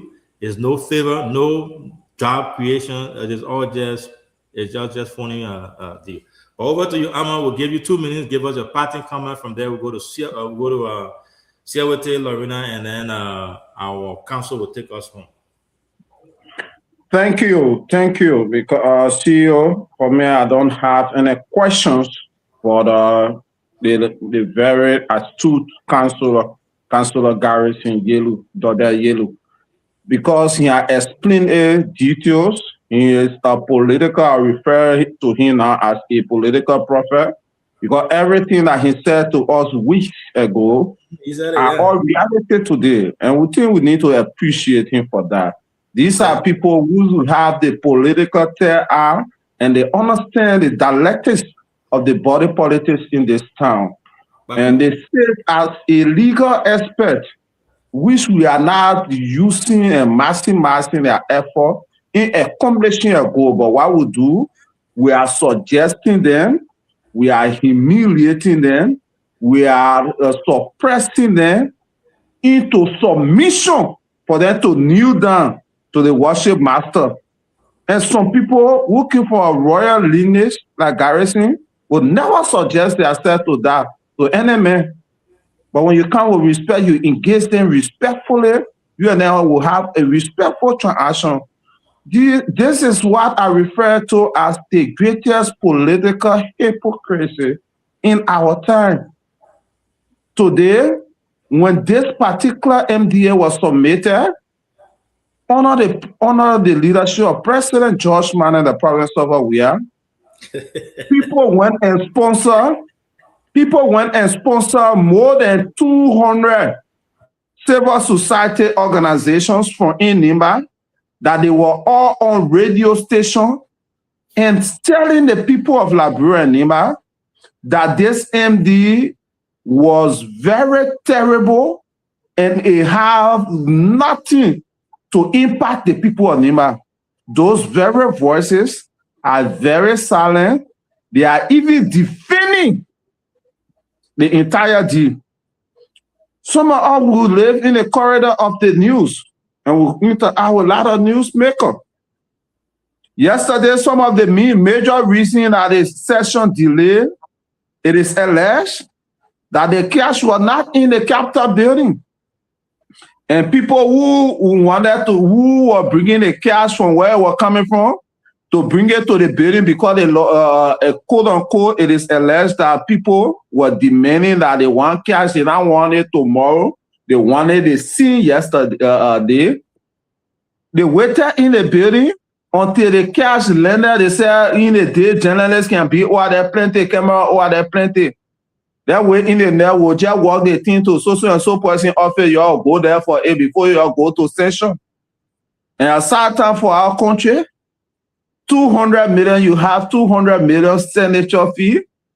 Then the Western Bill is collecting the 50 million. Nima County is yet to discuss that. Grand Bassa is collecting more, have more projects in the MDA than Nima. It's just not, if this is not political hypocrisy and destroying the future of Nima and destroying the people of Nima, then what will it be called? And the sad thing, it is happening right in our time, in our offices. And people are here, people are afraid to speak about it. It is quite unfortunate. It's a sad day for our motherland. And the people of Nima will respond. Not that, CEO, just to conclude in 30 seconds, not that the silent, like all times I say to you, silent, angry people, they are the terrible people in election. The people of Nima are silent and angry. They are silent and angry about the way Prince Johnson died. They still do not believe that Prince Johnson died natural death. They are silent and angry that they are cries about Astella Meta, MDA not being fulfilled. It is still not being fulfilled and it is going on. And those angry, silent people will definitely respond. Thank you. Watch out. Thank you. Thank you. Thank you so much. Sis Lorena, over to you. Again, thank you so much for sticking there for us tonight. We appreciate your tireless effort. You own this platform, so I need to stop saying thank you to that now because thank you. So go ahead and give us your parting comment, unless you want to give your time to Honorable Yelu. No. So again, thank you. It was a beautiful show, and I think today is one of those nights that almost every panelist and the guests agree on one thing. It's because it's a policy issue. So when we're discussing policy issue, no matter who is in power, the solution remains the same. The approach, but the objective, strategy, everything will remain the same. And you talking about CDC town, they brought in, say whatever. You see, CDC town, the same way it happened, it came from the executive, signed by the justice minister. It went to the Senate passed it, came to the lower house, and then it was in 2022 now, it was, they rejected it. So, just how the 54th legislature failed us, especially this time was the Senate that failed us. It's the same way the 55th is failing us. I would say is because perhaps, who knows, the senators, with everything that I heard today, left and right, they will stand our ground. The reason they might stand our ground because 15 of them will be going to election 2029. And some of them having sense and say, talking for the people is the best thing because that's what we are elected for. Because the reason why the woman from people will walk to Kanwe and vote for a lawmaker is she gave it every authority. She gave it to that one person so that person can be able to, when you go to vote for something, you're not just voting because of yourself. You're voting and thinking of those people that were, that they really beat to vote for you. So that's what I said to do on Facebook. The act is devilish because none of them even care to go do consultation back home. They just said, we've been talking in 2 months. It was enough. They were on Christmas break. But people were either divine cow or divine motor, but nobody cared to talk about this thing. They just come, what do you think? I didn't get anybody in Nima, any lawmaker, and do that. So we pray that Senator Twayen and the other senators, they will stand our ground. They can send it back to the executive, and we pray that God will convict Senator Koga so he can come up, be definite about something, stop confusing us. And when somebody say Koga is jam because when you talk, they say you talk against Jerry. No, those are two different things. Speaking against this MDA is speaking for NEMA. Going on radio to talk to the VP did it is a different thing. So he's not in any predicament. He's not in jail. He has the right to speak against the MDA if he wants to. And if he does not speak against it, we will judge in the same way we are judging the other 8 representatives. So those are two different things. Because you can disagree with somebody, and disagree on policy issue is no disrespect. He's not talking to the what did the vice president do? The vice president is nobody knows that as per the constitution, nobody naming the vice president. So Senator Koga need to join his little brother to again, a further senator for them to talk for NEMA. Even if it is passed, they don't get a number. The fact that Petro will remember them that they stood for NEMA. Instead of just sitting down, like how I saw some people yesterday sitting down and to the secretary of the caucus, he come from a civil society background. He was a journalist before. And I don't know whether any of you know this. When I moved to downtown Munich, I used to work to the radio station. He trained me for news reporting. So I expect him to be even talking, he knows all the way to get people attracted to, listening to you, being a friend. For everybody, it's just quiet in the lower house, except for my lawmaker. And I want to say kudos to Musa Sleep, where you are tonight, can safely. When they go into court, myself I'll go with a body to court. Oh, that's great. We'll go and get them down, so they can know that with this, approve that MDA. I support the government. I support the vice president. His wife is my sister, because council is simply, but I know this is not about him, and I know if he were in a position to talk to advocate publicly, he will do that. He is not in a position, that's why he's quiet. So I will stand my ground. When people go into the court, I think, please let me know. I will go with your get your moral support. We'll pour water in the car, and we'll be giving water to drink, so they can know that we're against MDA. It is devilish. Thank you so much. I personally, my stand on this whole thing is, I think the VP has a lot to do with it. I think he's calling the shot behind the scene. Those lawmakers that we are talking about there, they are not speaking out. That's why I'm blaming them. But there's a reason why they are not speaking. Yeah, that's it. That's the fact. That's my personal take, and I stand to be correct on that. Shewty, what's your say on that? And then from there, our honorable will take us home with everything he has. Thank you, CEO, and thanks to Sis Lorena Ama and Honorable Yellow. I know you came a little late because I watched him also London. I want to know. So the show was good tonight. When I listen to people giving excuse about reason why others are not doing it, sometimes it get me to be confused, because like the caller today, you voted on Yonkwe out because you wanted change. Okay. So what should be the argument about somebody? Now you also shot yourself in the leg as well, because if you talk about Yonkwe going to Kokopa, that was issue that was connected to his constituent that needed to be handled. So the generality of that discussion at that time, it required all lawmakers, and he had made a position. And blessed for it, they see Honorable Yonkwe at the time, they did not sign, the entire legislature did not sign the ratification, the new amendment. So what was the argument? It's a sad day for our country. I don't know where it's Ama. The United Party people were different. Like I always said, we will criticize what we see. The dismissal of people like Amin Moda came from some of us in all of our chat room.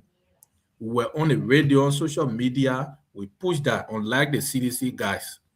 Once they see the devil, they will follow the devil. And that's not a Liberia we want to build today. That's not a Liberia we want to build. My only disappointment about the current legislative caucus they are not vocal. I mean, they alone, the non-pressing or 11, people there, they will not change everything. But if they have made a definite position, it will send a signal. Let's say Lorena was saying when Tao, making that stuff, I didn't listen to it, but if that happened, then that's why I keep emphasizing on what's the position of the current legislative caucus. Because I do know doing the removal of Justice Janet, when the legislature walked out, it sent a signal that NEMA was in solidarity. What is the solidarity point for this deal? I don't see it right now. As Romo have it, people will say they're getting 100,000, they're getting 50,000, they're getting this, everything. We will believe it because why? They are not speaking to the press. And even the NEMA legislative caucus, up till now, they are not even have meeting. The last time we saw them, when the vice president called them, when issue were going between the vice president and Honorable Koga, that was the time he met with them at his office. But I now heard the current legislative caucus having meeting. So I mean, that's why I keep asking: is it a leadership deficit? Then somebody will come in to say, "Oh, this time he did not do it." Why he voted the man out? The reason he voted the man out, he's speaking because at this time he did it. He's showing you why he did. I know in 2014 we were on advocacy. Honorable Yonkwe advocacy in NEMA is no secret. There are lawmakers in NEMA that never stood against Prince Johnson. They listened to Johnson. Honorable Yonkwe did that. So all these things, I mean, it require people to talk on it. Thank you. Thank you so much. Yeah, it is. The silence is something that is. They were forced to say thank you because civil attachment.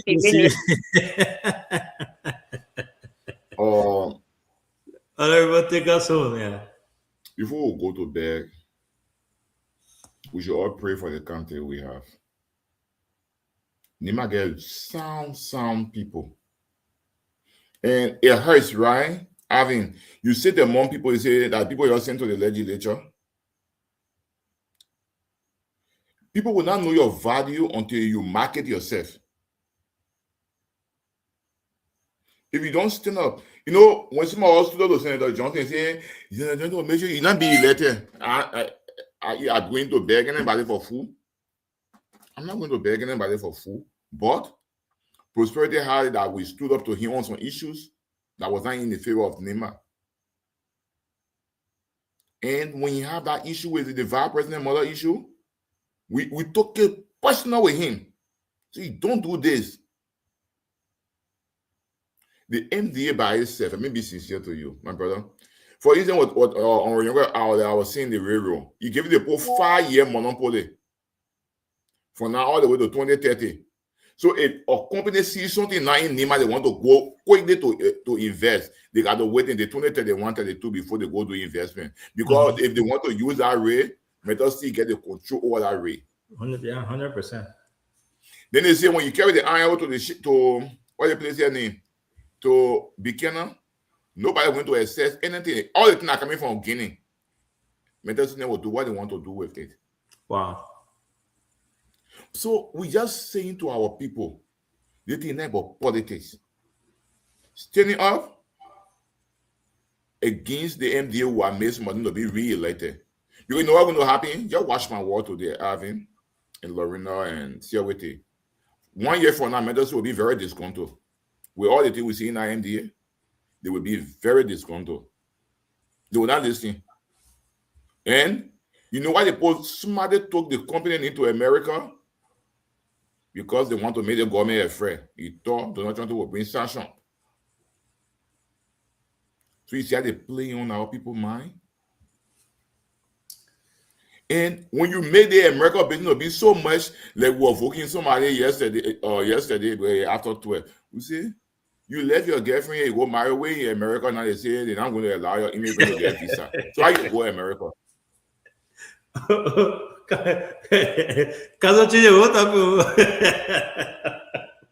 That's what I'm saying. So I'm just saying to you where we are today in this country. And brother, if you and myself can struggle, I listened to Lorena the last time she carried her daughter, the little girl, to African Bauer University in Yekipa. Yekipa. You think all that thing we're doing is because we don't enjoy ourselves too, to be traveling around? I can't. You think I have to sit down 1 month, let me rate 10,000 and go for 1 month vacation? But my brother, if I leave the country for 1 month, who will take care of the children then?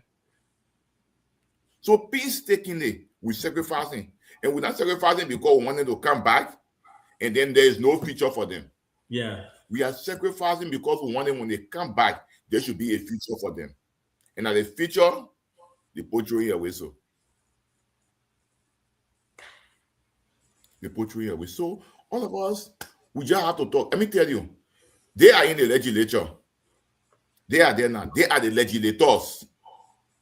What was wrong with you saying, oh, Garrison can't do this? I mean, tell you, yeah, I know some people, I will not call their name.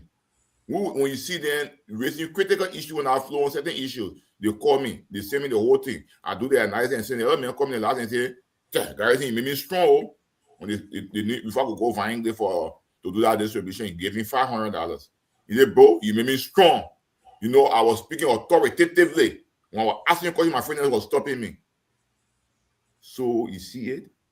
There is nothing that will stop our brothers and asking us to say, my man, you people were here before. What do you think we can do? But so one thing that the representative job is their inheritance. Me, I care for that. When our representative say the person don't go through the night hospital then. Or cargo or all then we should go for a program together. I never have a problem. I say the people will decide. So before we go home, let's pray for our country. Our country, we have to pray for it. What is happening? It does not resemble Neymar. The American ambassador say, what would Jordan J.K. Rowell say? What would Paul Jackson Fair do then? Tayo then, Johnny Volk, and then what would they be saying? Eloquent people, men, DK once a day, then what would they be saying? Yeah. About the country. Is this the country they left behind? Well, when they stand up, they speak. You see that Neymar? Like every one of you people said, obviously, if Neymar had just walked out yesterday, that thing will not be passed. You know why? It got serious national security implication. The citizen will stand up in the country, Medosty will not operate and will be that other thing. You know what will happen? Medosty will go back to the people. You go when the children were demonstrating or printers demanding, what happened? And Medosty start looking for women in the place to say, oh, we said if I were the people then. Just small training. They say, we'll demonstrate. We don't want this. We don't want that. But, again, here we are. The best thing they can do going forward is to consult people and ask them to analyze document. Can you imagine that kind of big document in less than 1 week if you're opening past it? The minute pass the thing, very fast. Very fast. And see, now I think that why you're using that 6G, you're using all that 5G. The more than 6G because it's a faster internet. No, still 5G. Brother, I just wish we all keep praying for this country and our country. Yeah. Because Thank what you, is brother. happening to us is sad. Please don't end the show. Please go off the show. I mean, since live streaming, so the honorable can tell you saying yes, something to tell off the show. No, I'm not going to. We got our followers then. So we first of all, we want to say thanks to our followers. Again, we want to say thank you so much for following. This is a very serious issue. I think all of you guys should take this seriously. This is the future of our children, future of Neymar County, future of Liberia. This whole MetaST, AMLD, I think is not in the interest of the next generation. We may be doing good. All of us may be doing good today, but for the children, the next generation, it doesn't look good at all. Those guys they are making fun. That whole deal, like I said, is just fun. It's a phony deal. To defend itself is very indefensible. Me, I can always say the common example, very common example. If I were to talk to Omar in Sekimpa, I would say the men they're taking 500 million to 700 million from here. They're carrying it, but yet and still the road from here to Yekepa is looking bad like this. That's just a good example that anyone will understand. But yet and still, that role is not in the deal. They're not thinking about it. And then we're talking about it's a good deal. But overall, it has been a great show. Thanks to our followers. I want to say thanks to all of you. We'll be back here again tomorrow at the same time, 9 p.m. Liberia time, 4 p.m. Eastern time, and 3 p.m. Central time, U.S. time. Thank you so much. Again, we say good night. Good night from our end. You guys have a wonderful day. God bless all of us. God bless Nema County, and God bless Liberia. Long live Nema.